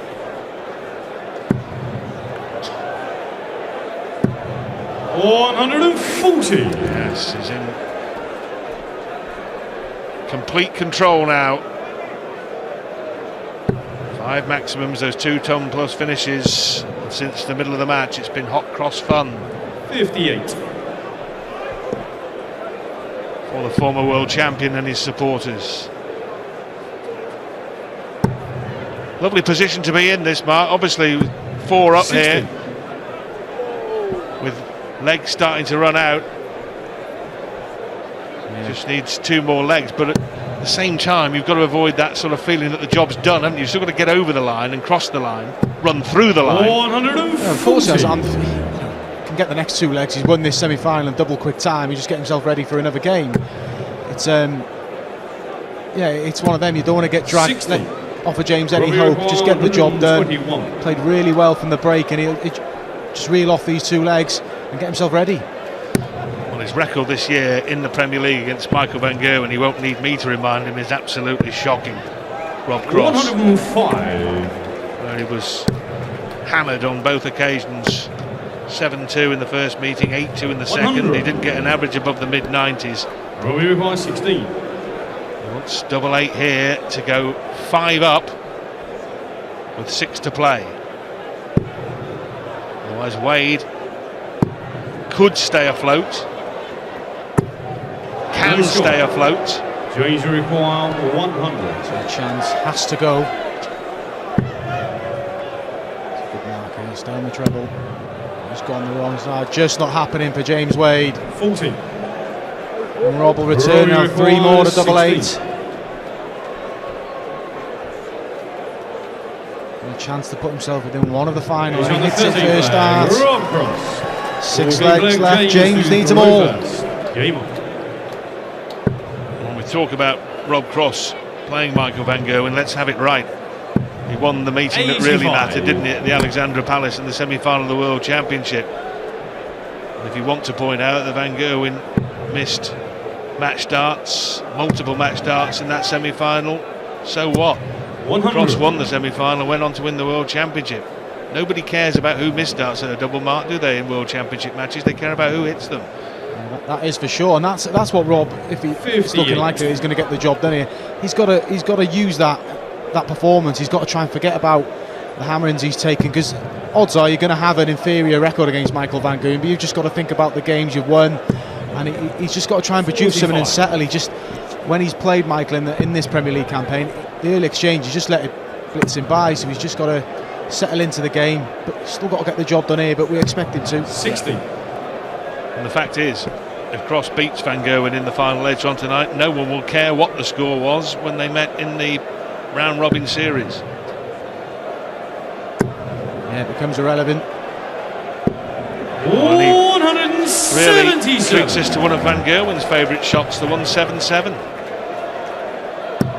Leads 179 when he comes back, so 2 visits away from clinching the match. Yeah, you see that last dart from James. It just hasn't happened for James Wade. It's been a good Premier League campaign, but he just, from 3-1, just hasn't performed in this game. 140. Rob Cross will get 2 match darts on his next visit. 140. Robbie requires 39. 2 darts. There's a slip. Just got to tidy this up. 23 left, Rob. dear, oh dear, what's going on here? Double two. 35. Well, he tied himself up in knots there, Rob Cross, didn't he? Just a lack of concentration there. Well, he got tops then off double 19. Wow! James on the 14 flag. James What a Wade. finish from James Wade. It 15 keeps flag, HMS Rob Wade to on the reverse. 7 seas. But Rob Cross there, midway through that, what could have been the match-winning visit, if you'd asked him where double top was, he wouldn't have known. He didn't know where anything was or what he was aiming at. He went completely AWOL mentally there, didn't he? Completely. Yeah, it was just a complete lack of concentration. It's to his credit, he hasn't really done that throughout the whole league campaign or this match, but he just took his eye off the ball there. But he's got the insurance that it's his darts now, and he started off with a 140. Well, if something like that is going to happen during a darts match, one of the best times for it to happen is when you're 9-4 up in a race to 10. But you certainly wouldn't want that kind of brain freeze if it was 9-all, would you? You know what, as well, when you get a chance to win a match, you want to do it there and then. You don't want to drag it on longer than you need to. But he's in complete control of this leg now. He's just got to keep that focus at the back end and close out this match. Well, you're spot on, Mark. He really has recomposed himself quite beautifully, hasn't he? He's thrown 9 darts to get down to 120. He could have let it fester on, but he hasn't allowed that to happen. He's composed now, cool and calm. Can he wrap it up with a big one? He stays there for double 4. This will be some way to wrap it up. There it is. Champagne stuff at the end from Rob Cross. The most authoritative of victories over James Wade. He was 3-1 down early on in the piece, but he races clear and romps to a 10-5 success to set up a final between the big two, the top two in the Premier League, and it will be Michael van Gerwen versus Rob Cross for the big prize at the O2.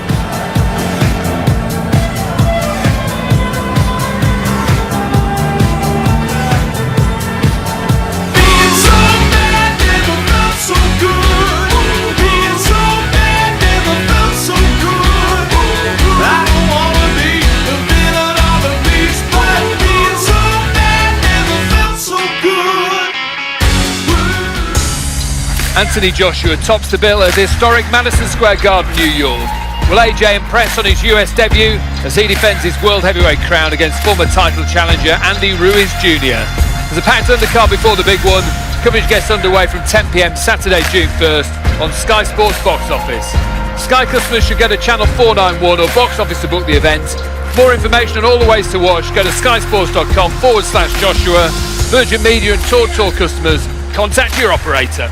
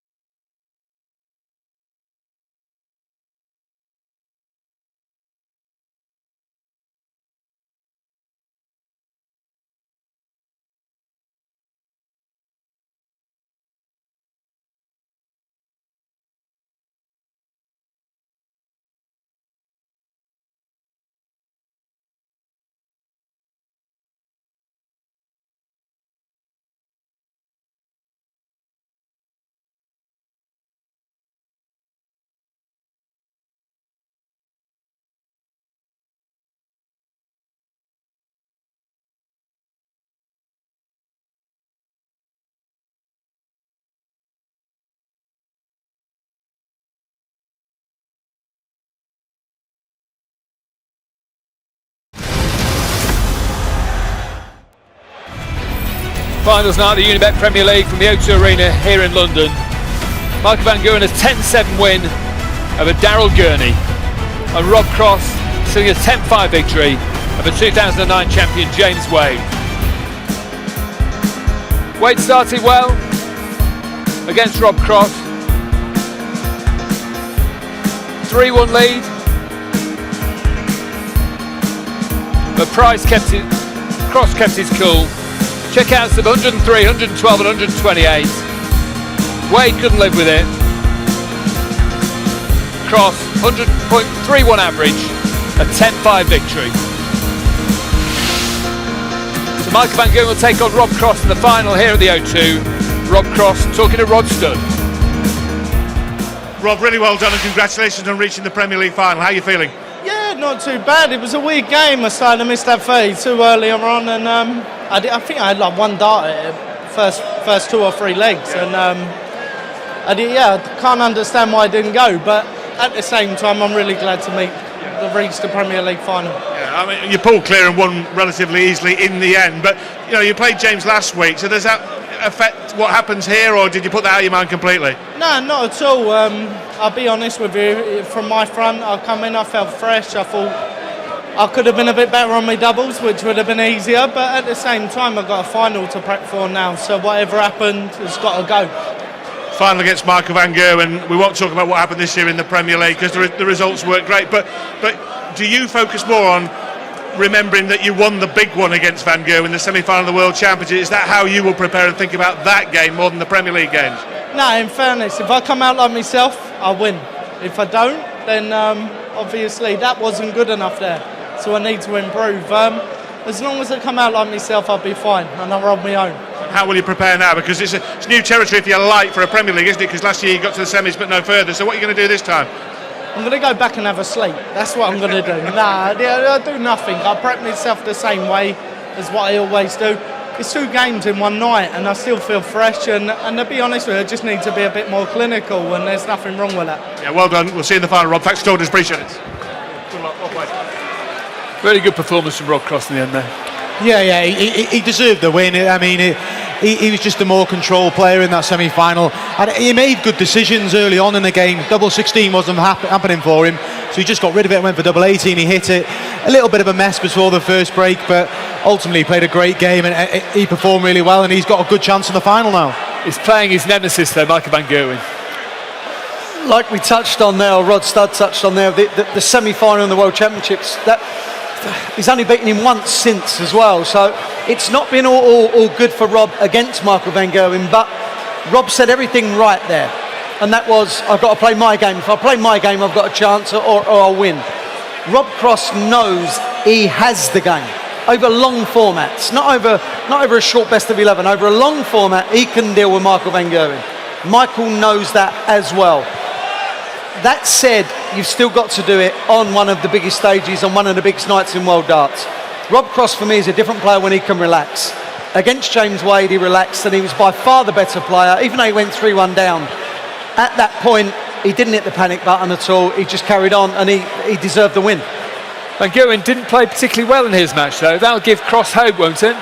Yeah, of course he will, but one thing with Michael Van Gerwen, he rights wrongs of games, and he actually won that game, so yeah, he was disappointed in his performance, but he's going to play better, and Rob will have to play better as well. But I agree with Wayne that he's got to clutch that semi-final win. He's beat him on the biggest stage of them all in a big, massive game. And against Michael Van Gerwen, you are going to have an inferior head-to-head, because that's just the way it is. So he's just got to forget about the hammerings he's had and focus on the positives he's had, and just put in a good, solid performance against Michael, and hopefully he can put pressure on Michael like Daryl did in parts of that game, and he can hit the doubles. Let's hope for a great final after what's been a fantastic Premier League. It's been brilliant. Like we said earlier, the points have been so shared because they've been beating each other.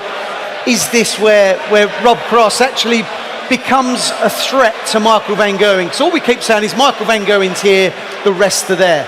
Rob Cross is saying and doing the right things. I feel fresh. I'll have to improve. I'm doing. It was an enjoyable game. I won it, but like I said, he feels that he's in a good spot. But for him to say I'm fresh, I'm ready, that's basically saying I have no excuses. It's either doing it or failing again and then making some up, which he won't do. when I say that, he won't make up excuses. It'll either go for him or it won't. But it's now. He's got 10, 15 minutes to get ready for what is a huge game. At the moment, the biggest game of his life. Can he erase from his memory the 8-2 and 7-2 defeats in the Premier League, though? Yeah, he has to. He's a world champion. He's had defeats. He's just got to forget about it. And one thing that Rob's done in this Premier League campaign, when he's had a defeat, he's recovered the week after. He's just put it behind him and got on with it. And he's like what Wayne said there. He's got to remain fresh. We've seen in the UK Open when he had the quick turnaround, he didn't look fresh in that final, but he looked good there. And I think the fact that he's second on, he'll be straight back up here in about 10-15 minutes, will work for Rob. And he's just got to stay in touch with Michael early doors, which he hasn't done in the league campaign. He's got to do that tonight. Cheers, boys. A year of World Cups on Sky, cricket, darts, and this. Something big is happening this summer. In the greatest city. The most popular coach in the Neville family. Want some clues? 16 nations. 7 players on the team. 4 quarters in a match. And so many goals. Yes! No physical contact allowed. Some of the greatest and tallest athletes in the world. Sky Sports is the only place to see every match live. On a dedicated channel. Have you guessed it yet? The Netball World Cup.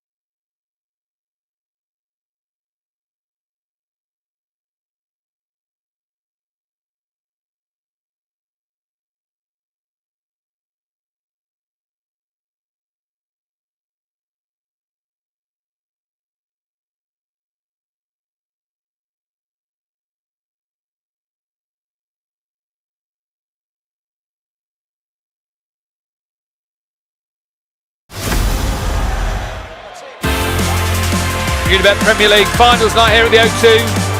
Kicking off the evening, Daryl Gurney against Michael van Gerwen. Time tense early doors, went 5 apiece. But van Gerwen battled back after early pressure from Gurney. and closed out a victory, 10-7, 96.483 to average. He's into the final,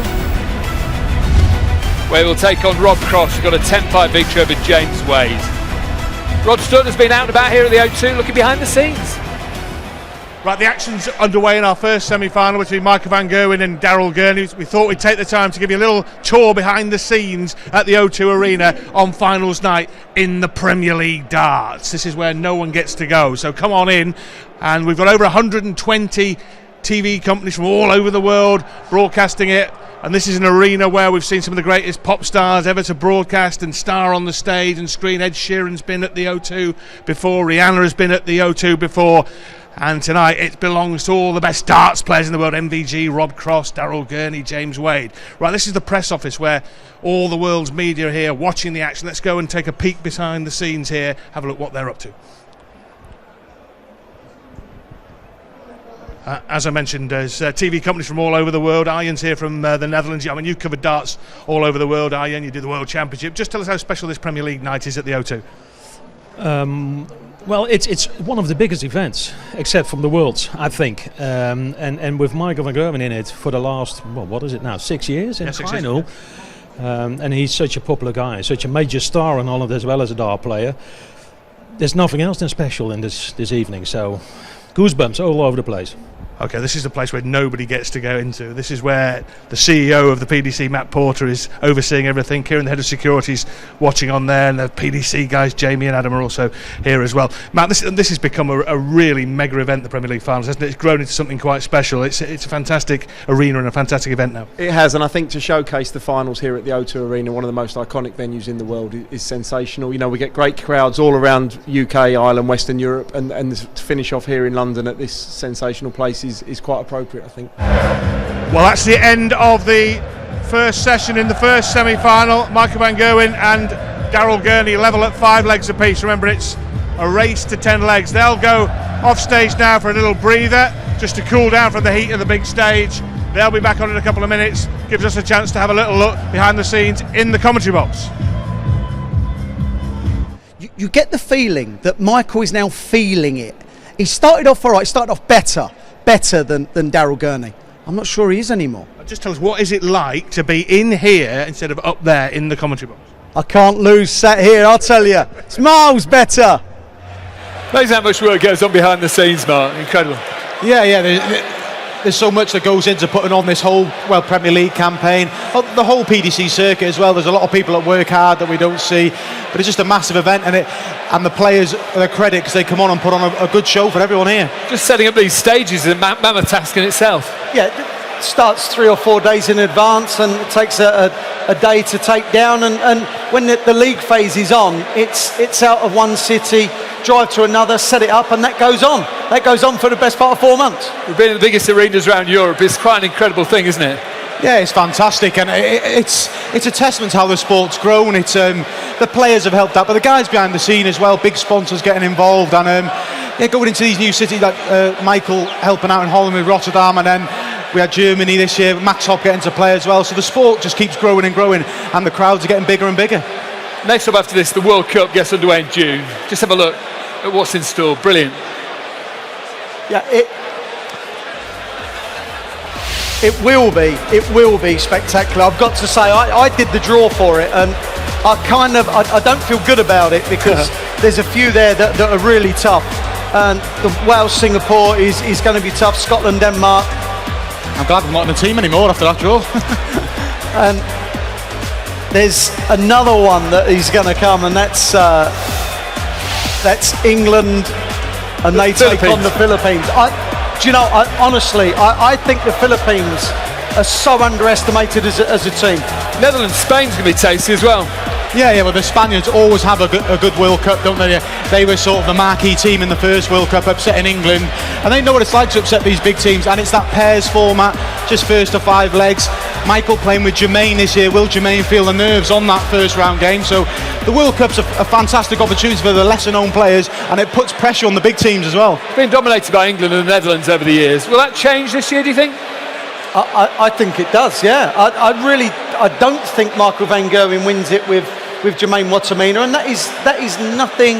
I've got nothing against the play of Jermaine Watamina. I just think that to win it, you need two brilliant types, game in, game out. Watamina is sometimes that little bit inconsistent, and the odd stray dart here and there can cost you massively. And I've said it before, since the draw's been done, I think Team Philippines will turn England over. I'm going to get absolutely slated for that. But I just, yeah, sorry about that. Sorry, yeah, there comes the one person. I believe that they have got a team that should be given a chance, and the bookies are writing them off already. Finals of the Premier League just moments away. How do you see it going? I see Michael van Gerwen improving on his semi-final performance. Rob's going to have to improve as well. I think it's going to be a lot closer than their previous affairs, but I just can't look beyond Michael tonight, just because of his experience on the final in the Premier League. And I still think Rob will think about those defeats, even though I've said he's got a clutch to that win in the semi-final of the Worlds.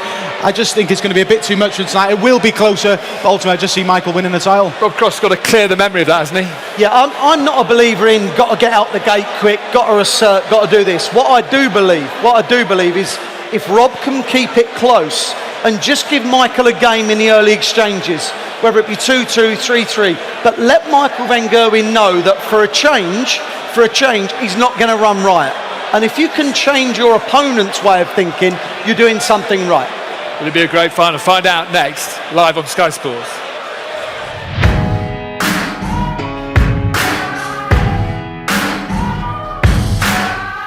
There's a moment in your bones when the fire takes over. Blood is running, heart is pumping as the battle gets closer. They can say what they want now, 'cause we'll be screaming now. We can be heroes everywhere we go. We can have all that we ever want. Swinging like Ali, knocking out bodies, standing on top like a champion. Keep your silver, give me that gold. You'll remember when I say we can be heroes everywhere we go. Keeping us down is impossible, 'cause we're unstoppable. We're unstoppable. We're unstoppable. We're unstoppable. We're unstoppable.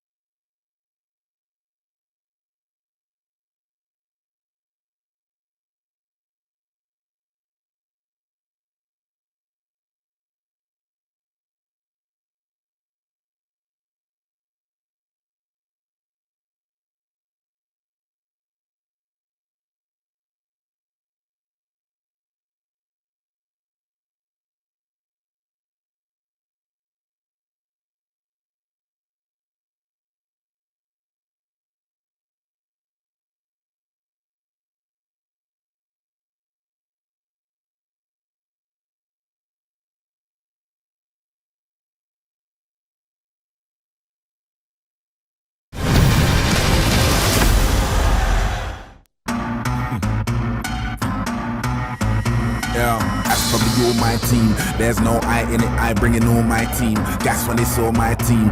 Even the bouncers bounce when they saw my team. Who do you wanna holler? Who do you wanna never know? Don't be a sheep when you can be the GOAT. Greatest of all time and you never know. Don't show up to my show if you've got no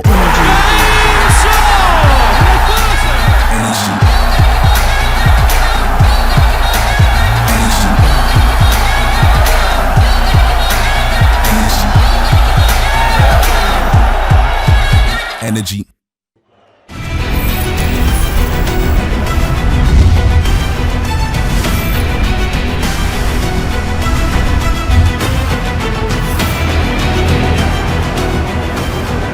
Ladies and gentlemen, the Professional Dance Corporation proudly presents the final of the Unibet Premier League, coming to you from the O2 Arena, London!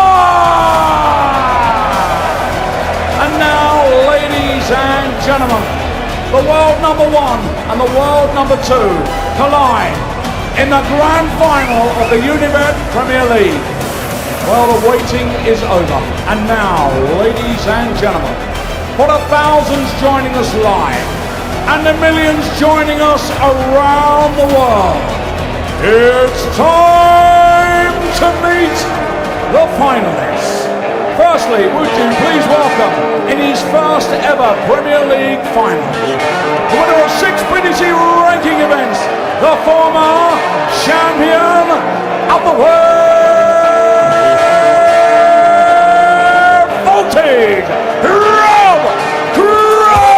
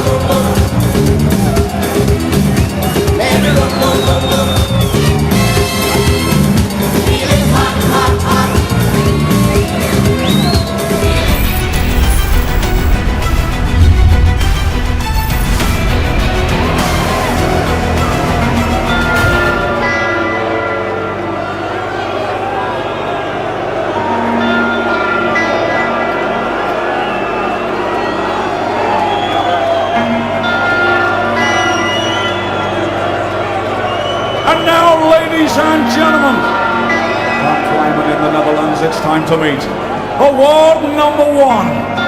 Here's a 4-time reigning and defending Premier League champion and a 3-time champion of the world,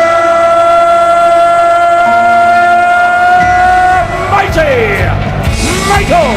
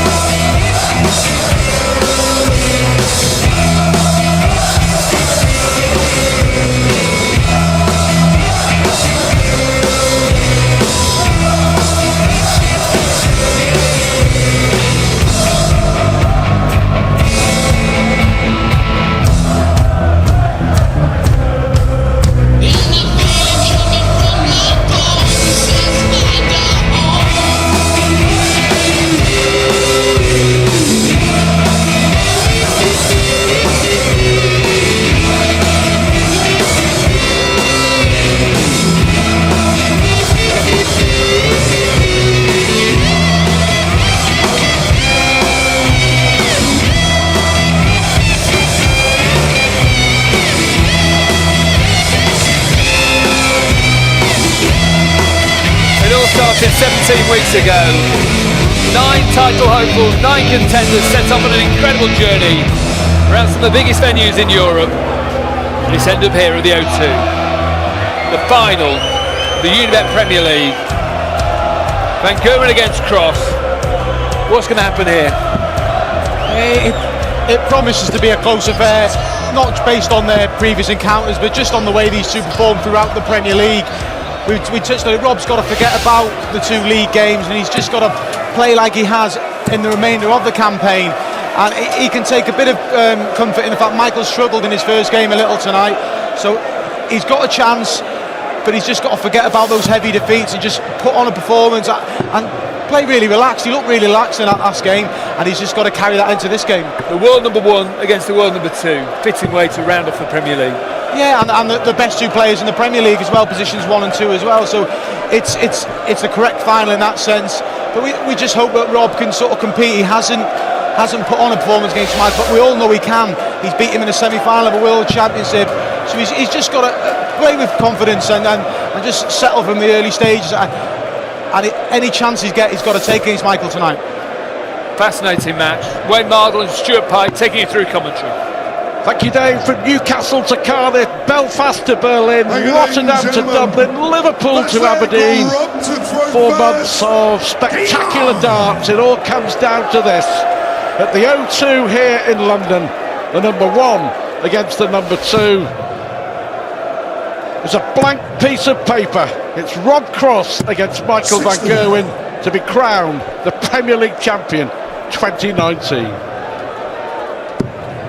Everyone knows that Rob Cross has failed to even give Michael Van Gerwen a game in this Premier League. Well, he can turn it round. Michael Van Gerwen had lost twice to Daryl Gurney and turn it round tonight. It's tonight that it matters. It really is. Like we said, the world number 1 plays world number 2. 1 and 2 in the table, and the last 2 world champions. 60. A fitting finale in front of over 10,000 here at the O2. And Rob Cross looking for a second big TV title. 100. He's played in 3 finals, won the Worlds, of course, lost the UK Open, lost the European Championship, but to win the Premier League and to beat Michael Van Gerwen on the way would be something special for him.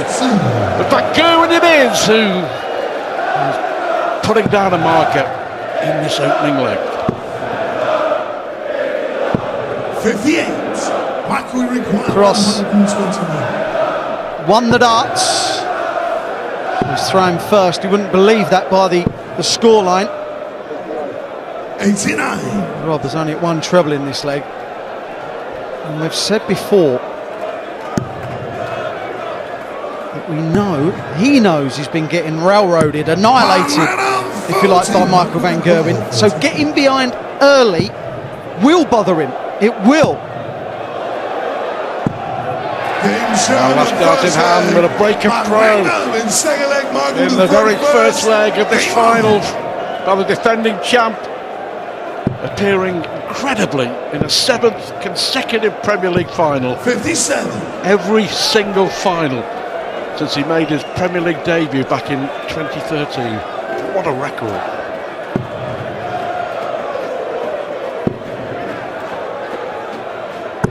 '96.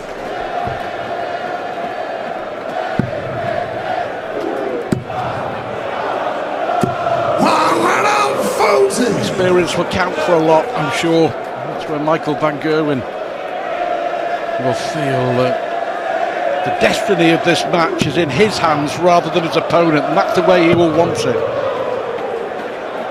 But Rob Cross is an achiever. He's a former world champ. Yes, he hasn't been in the game that long, but he's got such an ability that you just feel that he's going to keep putting himself in positions like this, similar to this, and that's finals, that's big finals. If he's going to do damage in the world of darts, he's got to overcome this MVG barrier, because the world number 2 has got to start matching the world number 1.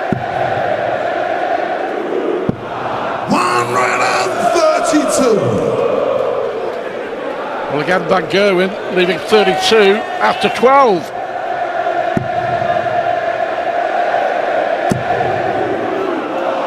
Well, he nearly overleaned for that last dart, and he did. He never regained composure at all after overleaning. Well, he hit it third dart. Wow, that is a wide. 20. Well, they were horrendous from 87. MVG. This is important. Well, it's an unexpected chance, Wayne. Very unexpected chance. Can he take it? This would mean so much just for his confidence and his belief. That's a cracking dart. Aggressive. Right in the middle of that treble. This will tell you a lot about how he feels.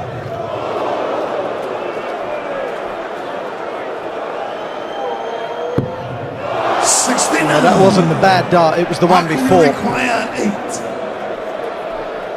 Hit the 51, missed double 18. If he's going to miss that, it had to be on the outside, Rob Cross.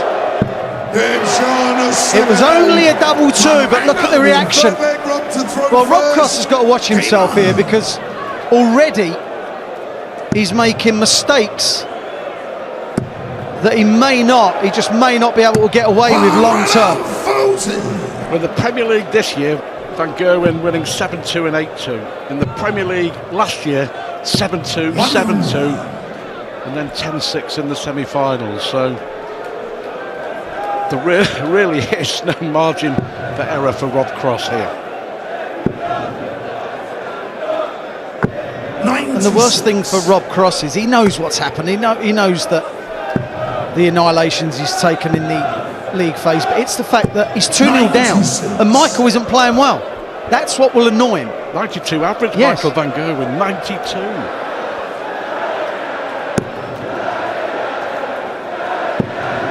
This is better. Hold your throw here. Get into the match. Get into the final. Get some belief back.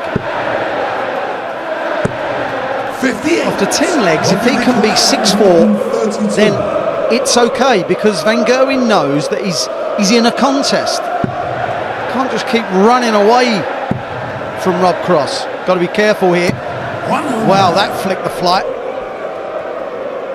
Rob Cross's turn to leave 32 after 12. 99. Rob, you require 32. A foothold in this Premier League final. He just wants no drama. He just wants the first dart. That's better. Attacked it in the semi-final against James Wade. I just felt that Rob wasn't throwing that firmly at 32, which is why they were skewing off. And double 8 as well. That's Michael Van Gerwen's second max, and it's at the start of a leg. 76. 7 Premier League appearances, 7 finals. Looking for a 5th title, a 4th on the spin. 92. 2 men to beat Van Gerwen in a Premier League final. Gary Anderson and Raymond van Barneveld. And Rob Cross find a way to add his name and join that exclusive 99. club here at the O2. Phil Taylor, James Wade, Gary Anderson, Raymond van Barneveld, Michael Van Gerwen. Can he join that list? And what a list. The elite of world darts. He's already got his name on the Sid Waddell trophy. Rob Cross. 58. Well, this is what he cannot do. You can't give this man an easy ride in the legs he's throwing first. 96. We mentioned it, Stuart, don't we, about keeping your opponent under pressure. He needs to do that. But Daryl Gurney did for 11 or 12 legs in the semi-final. 98. Michael require 40. The 3-1. 13 darter from Cross, 13 darter to reply for the defending Premier League champion. Already these are big moments for Rob Cross. He's not playing well and he's 3-1 down. He's already playing catch up. Yeah. 140.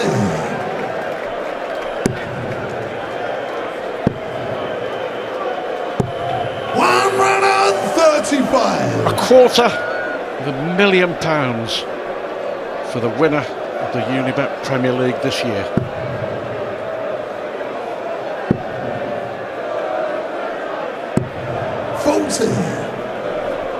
He's lost his oomph, I'm afraid.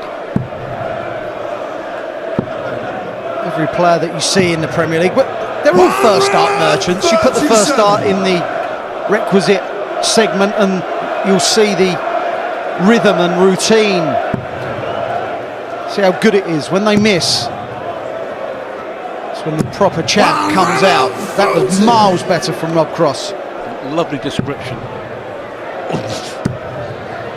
But Michael Van Gerwen is seizing on it, isn't he? As he has in the Premier League games that we've seen between them over the last 2 years. He can sense his opponent is really struggling, and he has jumped all over Rob Cross. Well, Rob Cross has one of the most aggressive follow-throughs in the world of darts. That's why he's so good. It's a real good rescue out from Cross, but will it be enough?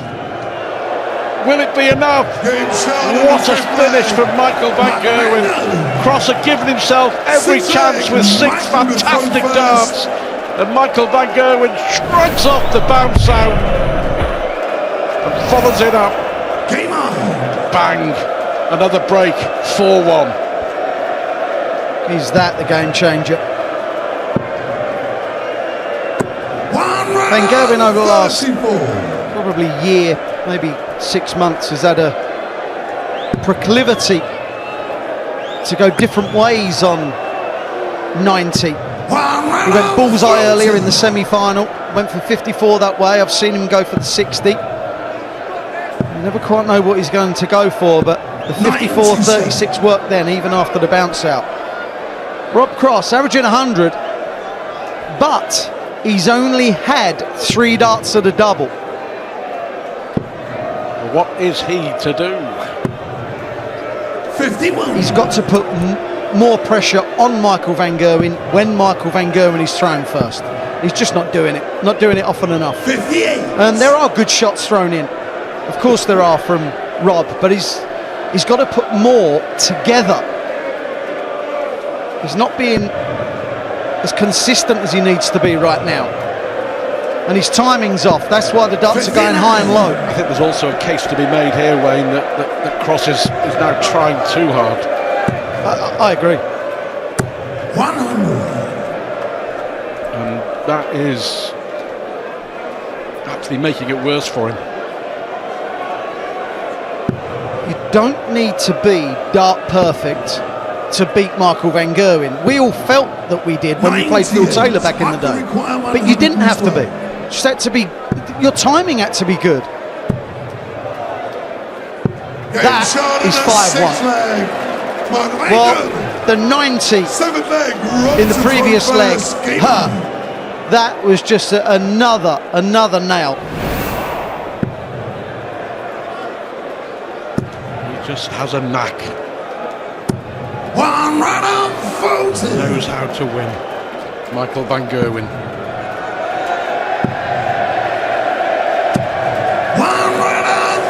He was on his B- game in the semi-finals. It was still enough. He said he would improve. He said he would get better. And he has. He's delivered. But what he has done is he has snuffed out the challenge of his opponent within, I think, fair to say, the first 2 legs of the match. 99. Yeah, I think Rob's, I wouldn't say panicking, but he's certainly not relaxed. That's what he needs, just to keep finding a big treble first dart, and it just makes darts 2 and 3 so much more easier. When he keeps going below, that's his nemesis, that's his horrid dart. 99. Well, Michael Van Gerwen losing his mind there, going for a 57, not leaving a finish.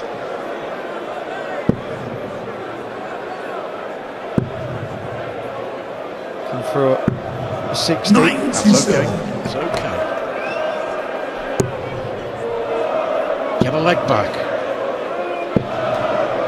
But as you said, the key legs are now on the Michael van Gerwen throw, where Rob Cross has to find a way somehow to put pressure on and force van Gerwen into an error. All important second leg for Rob Cross. But can he get a sniff at the Dutchman here? It's looking unlikely already. 39.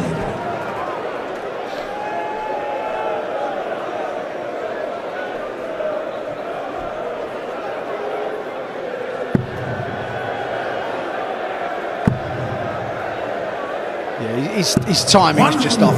After hitting a 60 like that, I would expect to hit a treble. I would expect you to hit a treble, Stuart. No, I've seen you play. To hit a 60 like that and then a 20 high and then a 20 low, he's off. He's just off. And the only way to get it back is carry on, but knowing the mistakes you're making. 34. Yeah. 40 minutes ago he was on the stage outplaying James Wade, very consistent. 133. That's what happens. Yeah.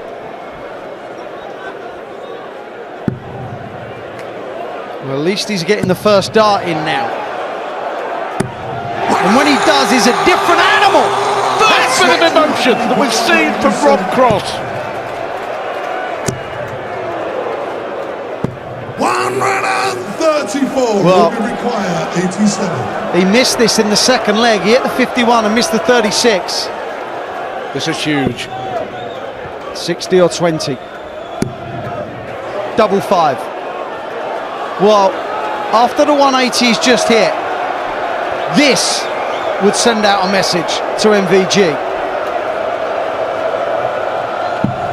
That is pure class. Is that the start of something quite amazing? Well, he needed to get fired up.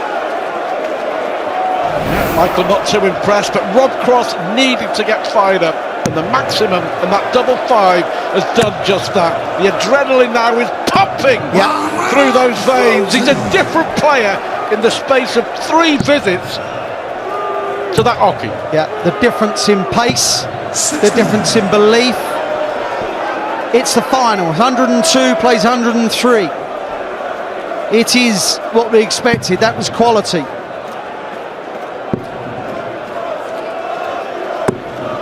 This is miles better. You can tell now that the way he's actually throwing, there's more power behind it. There's more belief behind it. It's quicker. Everything about Rob Cross is not saying beaten like it was at 5-1 down. Where there wasn't, there is now belief. Where there wasn't, there is now confidence. 100. And where there wasn't, there is now a real chance for Rob Cross to find a way back into this Premier League final. 5-1 down now. Should get to within a leg. That leaves 8. Look at the aggression. Look at the aggression on his face. If he goes in at the break, 6-4 down. He was 5-1 down. 6-4 is brilliant for Rob Cross. MVG won't like it. I really didn't expect him to miss that dart at 8. I really didn't, but now it's 4-4 to make it 5-4. He cannot go inside. Does not want to go inside and hit a 4. It's now 5-4. Michael van Gerwen. Cross has won the last 3 legs. I just wonder as well whether the crowd may now start to play a part here, Wade, because the crowd are very much into this final now. And look at the start from van Gerwen here. Everyone here and everyone at home just wants to be entertained. No one wants to see another player railroaded, and unless you have money invested, of course. But Rob Cross is a completely different animal. 77. Well, we have a break after 10 legs. It's going to come at the worst possible time for Rob Cross. He's really flexing his muscles now, Rob Cross. That's what makes this sport so watchable. The man behind is the man in form and mentally feeling better than the man in front. Stage swagger from Rob Cross. And the thud of the darts now, they're not being hooped in anymore, they're being thrown. I think it's fair to say that he has found his oomph. Yes, but you can actually see it in the darts, Stuart, the way they're entering the board. 43. And this is what happens when you put people under pressure. They buckle. 5-1 down. You've got to say, this is magnificent. What a comeback. What character. Rob Cross has shown.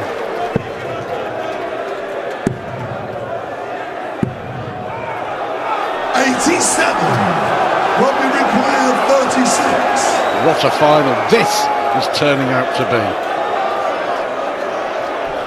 For 5 legs apiece.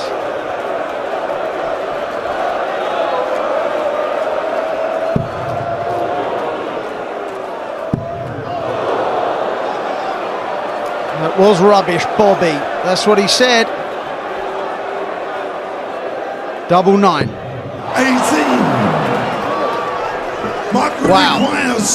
I didn't see that happening. I thought he would have got it second dart. One dart. And that's what Michael van Gerwen does. Wow, what a final, what a missed opportunity for Rob Cross. 3 darts to make it 5 apiece from 5-1 down. And Michael van Gerwen pounces with that dart in tops. It was in off the post, but it crossed the line. And who will cross the line in 11 legs in our Premier League final? Van Gerwen leads 6-4.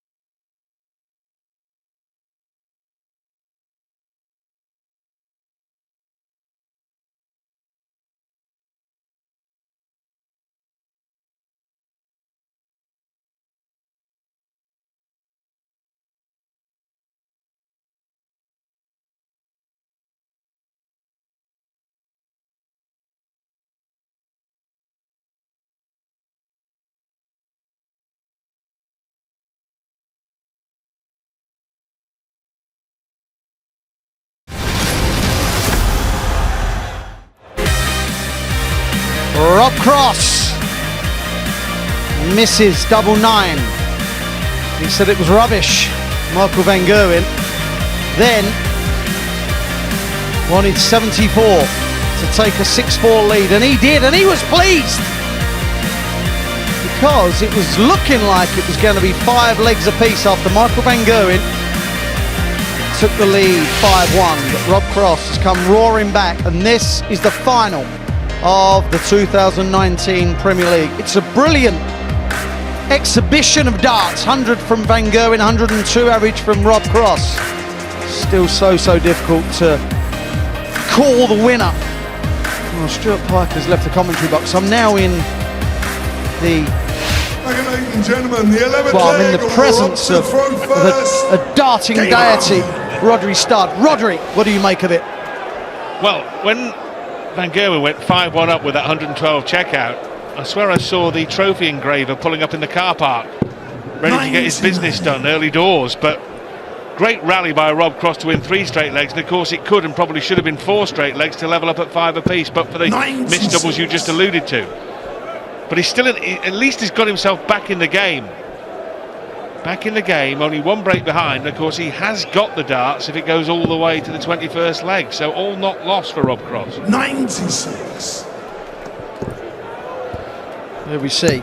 It's a quality contest. There's been a couple of moments in this match where you think that is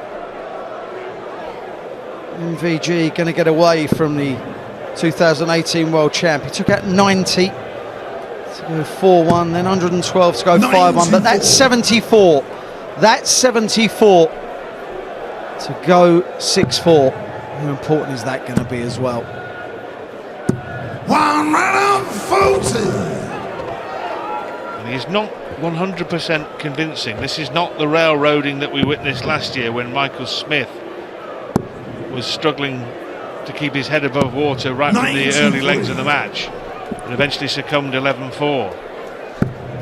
It's not the same as when he whipped Phil Taylor 11-3 in 2016. 96. Rob, you require 119. Important moments here. You mentioned the 74, Wayne. The 72 will come into play if Cross doesn't take this out. 60. 99. Michael, you require 72. What way do you fancy, Michael? That leaves 24. Game shot on the 11th leg. Brilliant. Look at the relief. Moments ago, just a few legs ago, Rob Cross was looking like he was a man on a mission. 12th leg, Michael. Now Michael Van Gerwen seems to have stemmed the tide. 7-4 up.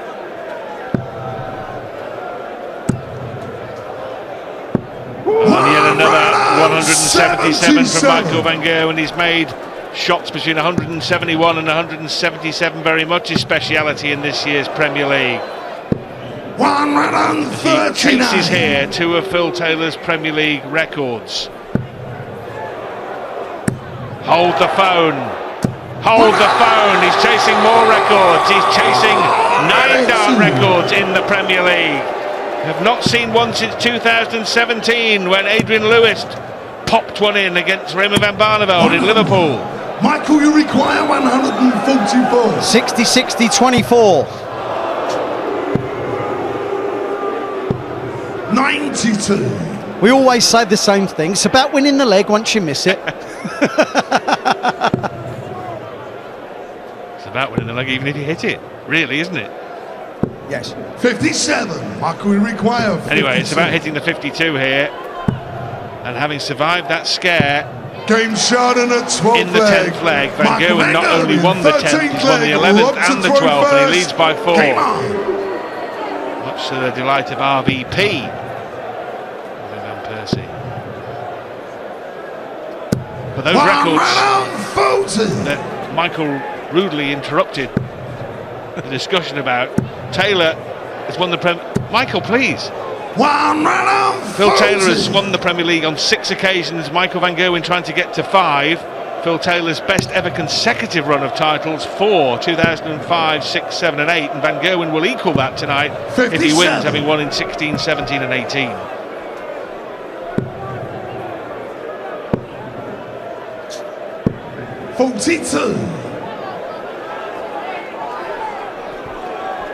I think this illustrates how good Michael Van Gerwen is that it's only from my personal perception. I don't think he's played that well at all. He's averaging 102.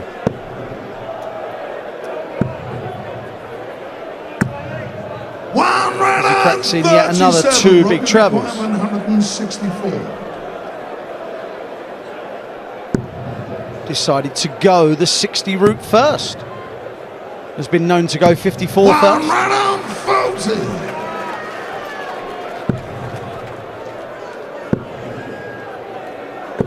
96 will be required. 24. I feel that this has to go to keep his flickering hopes alive. Well, his get out here is that he's very, very good at double 6 if he misses the 12s. Surely! 12 score. Well, he's very good at double 6, but he might not get a go at it. That's the problem here. Single leaves bull. Bull. 61. Rob, you require 12. It's a rock stopper here for Cross because he's lost the last 3 legs. He can't afford for it to become 4 on the trot. Big moments. Well, they all are. Game shown, 13th leg. Rob Cross, 14th leg. Michael through first. In the head-to-head record, that World Championship semi-final victory stands out like an oasis in a desert of defeats for Rob Cross. 3 wins in 18 matches against Van Gerwen, and in the Premier League, 3 7-2 hidings. 134. 10-6. Now it looks like another defeat as Van Gerwen looked for a possible 9-dart bid. 99. Difficult to break, Wayne, isn't it, when your opponent goes off with a maxi? Well, the last time he threw first, Michael Van Gerwen, that was the 171 180, 177 180. So just if he just keeps doing it on his own throw, it's fine for Michael Van Gerwen. Cross really did play himself back into this final. From 5-1 down, it was brilliant to go 5-4, and then fluffed his lines on the double 18 and double 9. Since then, it's not been so simple. 1-1. Michael record. Good thinking. 122. Well, that leaves 57 for tops.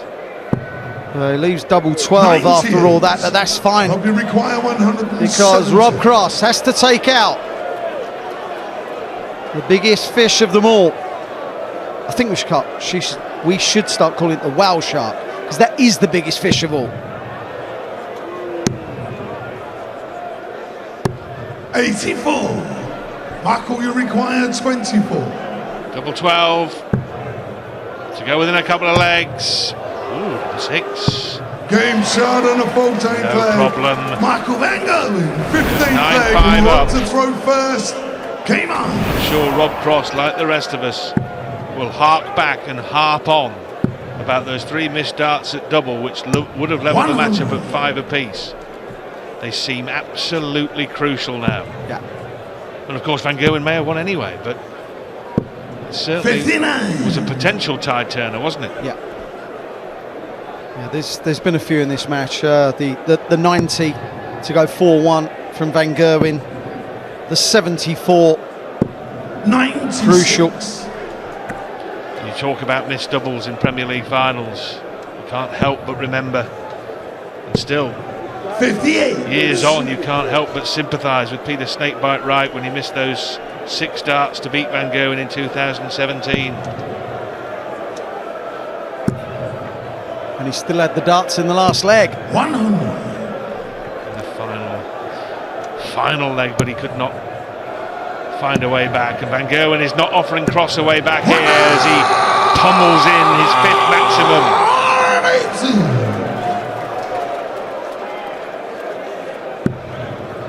I love the fact that an absolute footballing legend Robin van Persie is watching Michael Van Gerwen. I used to have Bob from the Dog and Duck watching me. No, come on now. You had Vincent van der Vaart coming to pay homage to you at the World Championship, the former Tottenham star, and he can play a bit as well, can he? Rafa van der Vaart, yes, it's not to be mixed up with Vincent van der Voort, of course, Wayne. Right, anyway, the bullseye.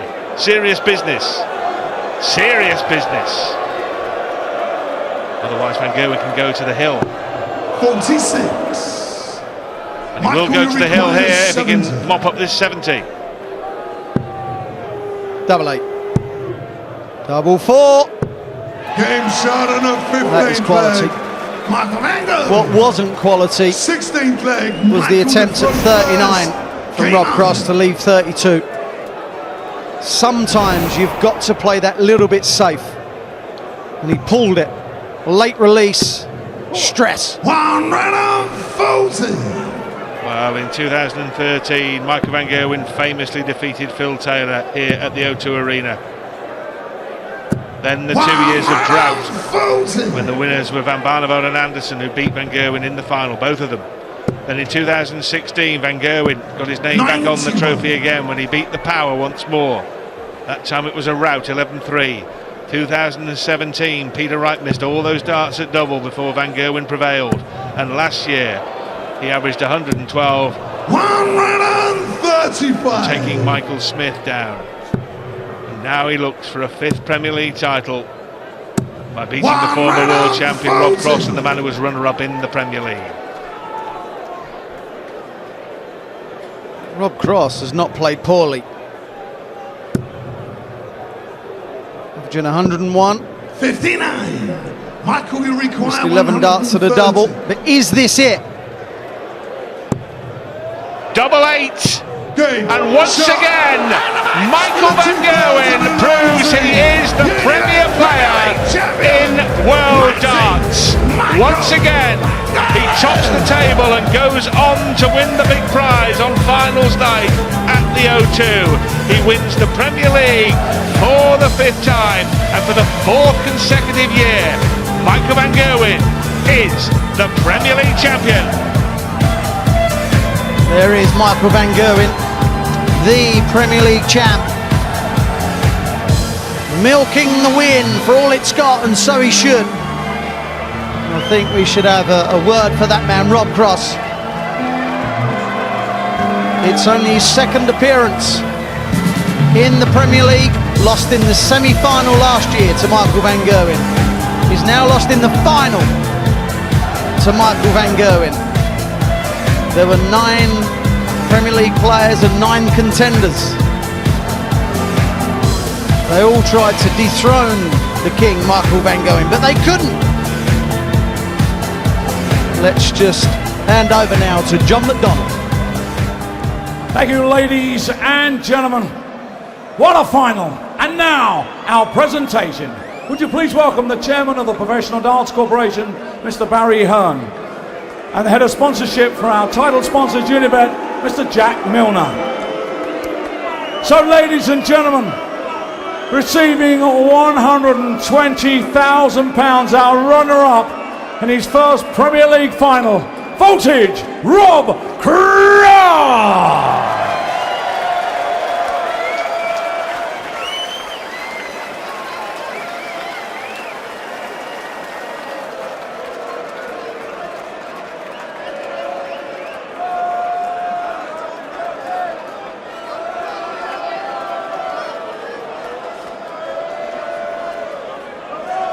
Ladies and gentlemen, the moment we've all been waiting for, our winner.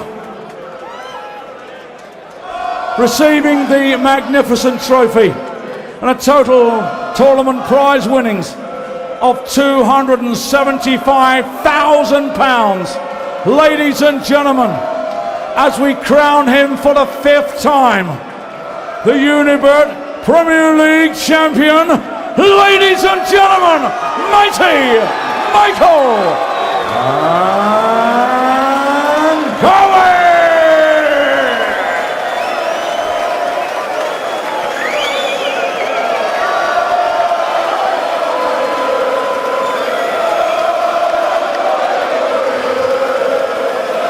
a very familiar sight. Michael van Gerwen taking the Premier League crown, the Premier League trophy, and the congratulations from Barry Hearn. Michael, it's a very familiar sight for us, and it's a familiar feeling for you, but it doesn't get old, does it, that feeling of winning? No, I love to get interviewed first, you know what I mean? I've been in this position before, and what a phenomenal title to win again for the 5th time now. It's been an amazing tournament, a difficult tournament, I have to tell you the truth. He's been chasing me all the way in the tour.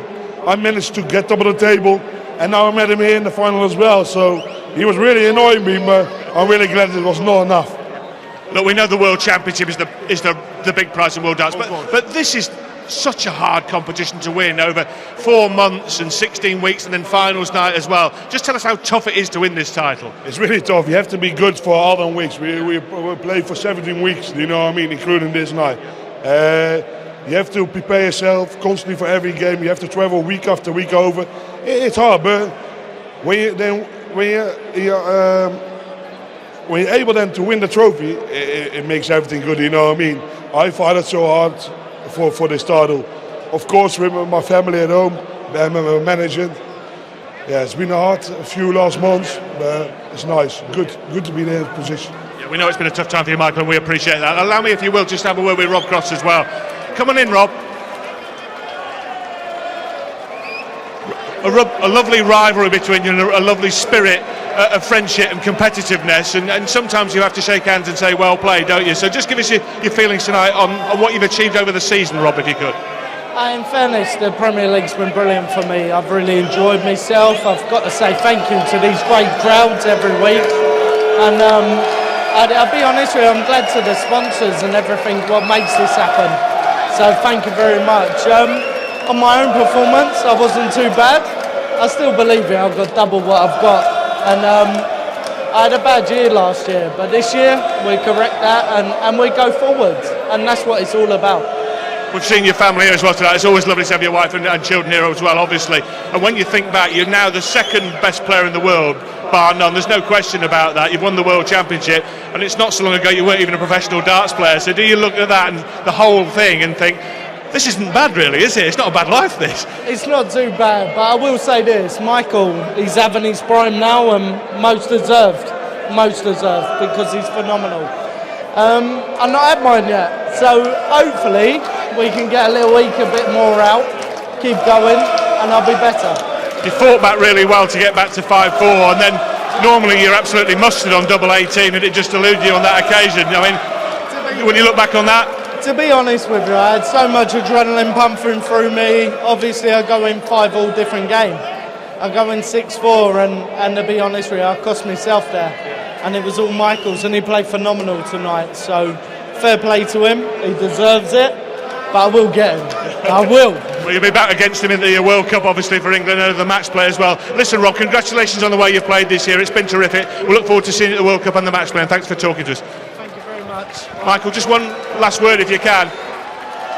Some nice words from Rob, and rivalry's great, but it's good when it's a friendly rivalry and competitive as well, and I know you appreciate what Rob said there, to be fair. Yeah, well, Rob is a gentleman.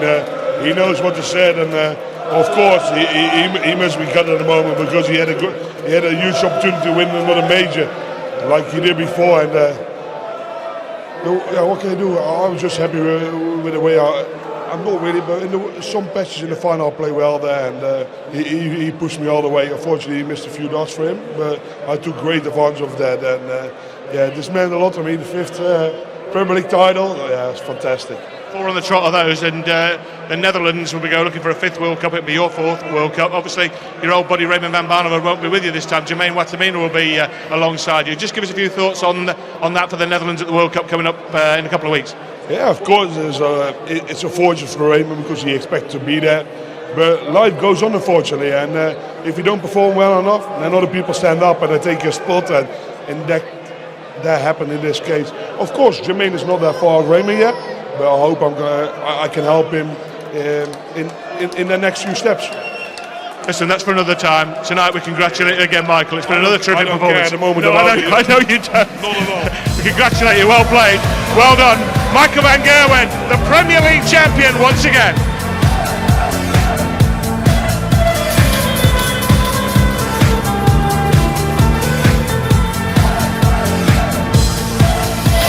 10,000 there at the O2 stand and show their appreciation for mighty Michael van Gerwen, Premier League champion for the 5th time. It's been some night here at the O2. I understood loneliness before I knew what it was. I saw the pills on the table for your unrequited love. I would be nothing without you holding me up. Now I'm strong enough for both of us, both of us, both of us, both of us. I am a giant, stand up on my shoulders, tell me what you see. 'Cause I am a giant, we'll be breaking boulders underneath our feet. I am a giant. Oh, I am a giant.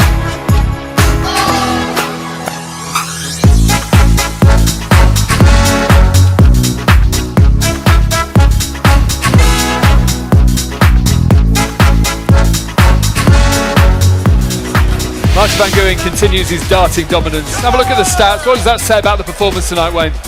It was very, very good from start to finish and ended with 103 average. But credit to Rob Cross because he didn't buckle. He fought back to get himself involved in a match. But there was just a couple of finishes from Michael van Gerwen that really done it. The first one was the 90 to put him 4-1 up instead of 3-2, and then the 74, which made it 6-4 instead of 5-all. After that, I think he was just slightly better than Rob. But Rob Cross now, since the World Championships, been beaten in the final of the UK Open, and now the final of this. If he keeps giving himself opportunities, he'll cross that line. If only he'd dragged it back to 5-5, it could have been different, couldn't it? Yeah, as Wayne touched on, it was the key leg, wasn't it? You go into that break. Rob said in his interview as well, at 5-all, it's a different game at the break. And I think that finish in the corner knocked the last bit of belief Rob had out of him. And then Michael just did what he did and ran away with the game. And it's what Michael does. He's probably had a bit of a topsy-turvy Premier League campaign, but he still managed to come out on top. And when he had that chance to win it, he wants 130, pop, pop, pop, he gets it. He puts things away. He knows how to win. And what he does do, better than anyone else on the planet at darts, he sees his opportunities where maybe there isn't one. He creates one and he gets it done. A lot of players will get there and somehow stumble over the line. He's not a stumbler, that man's a finisher. How long will he continue to dominate this sport? Well, without being disrespectful, as long as he wants to, if he's going to remain dedicated. And he's found ways to, that first game was a bit scrappy tonight. It was a poor performance, Michael, but he won the game relatively comfortable in the end. It's a mark of a true champion when things aren't happening for you. He suffered a few defeats in his campaign, but he still ended up winning the title, and he's a tough man to beat. Rob Cross, his nearest rival, and couldn't really get near him there, so the other players have got to step up. One of the richest nights in the history of darts, £250,000 he walked away with. Yeah, you just expect him to achieve all the time. He's a special talent. The sport's kind of lucky to have him. After Phil Taylor, we probably thought that we'd never see the like again. Well, this kind of sums him up. He's a champion of the people as well. Fantastic. Does the selfies, man of the people, brilliant. Yeah, as well as, like Wayne said, as well as being a true champion, he promotes the sport very well. He's a great ambassador for the PDC and for darts around the world. And he deserves to enjoy these moments, and he's going to get a lot more of him. Because, like I said, he's streets ahead of the rest at the minute, and the rest of the guys have to step up. We'll see him at the World Cup in a couple of weeks as well. Yeah, exactly. And he's going to play with someone different, and who knows what that holds. It's going to be more difficult for him. But he's ready for any kind of challenge that is on the dartboard. And credit to everything that he achieves, because he's just one of life's winners. He'll find a way somehow. Cheers, boys. Thanks for coming over the last 17 weeks. It's been really good fun. Mighty Mike gets it right. Yet again, a 5-time Premier League champion. Good night.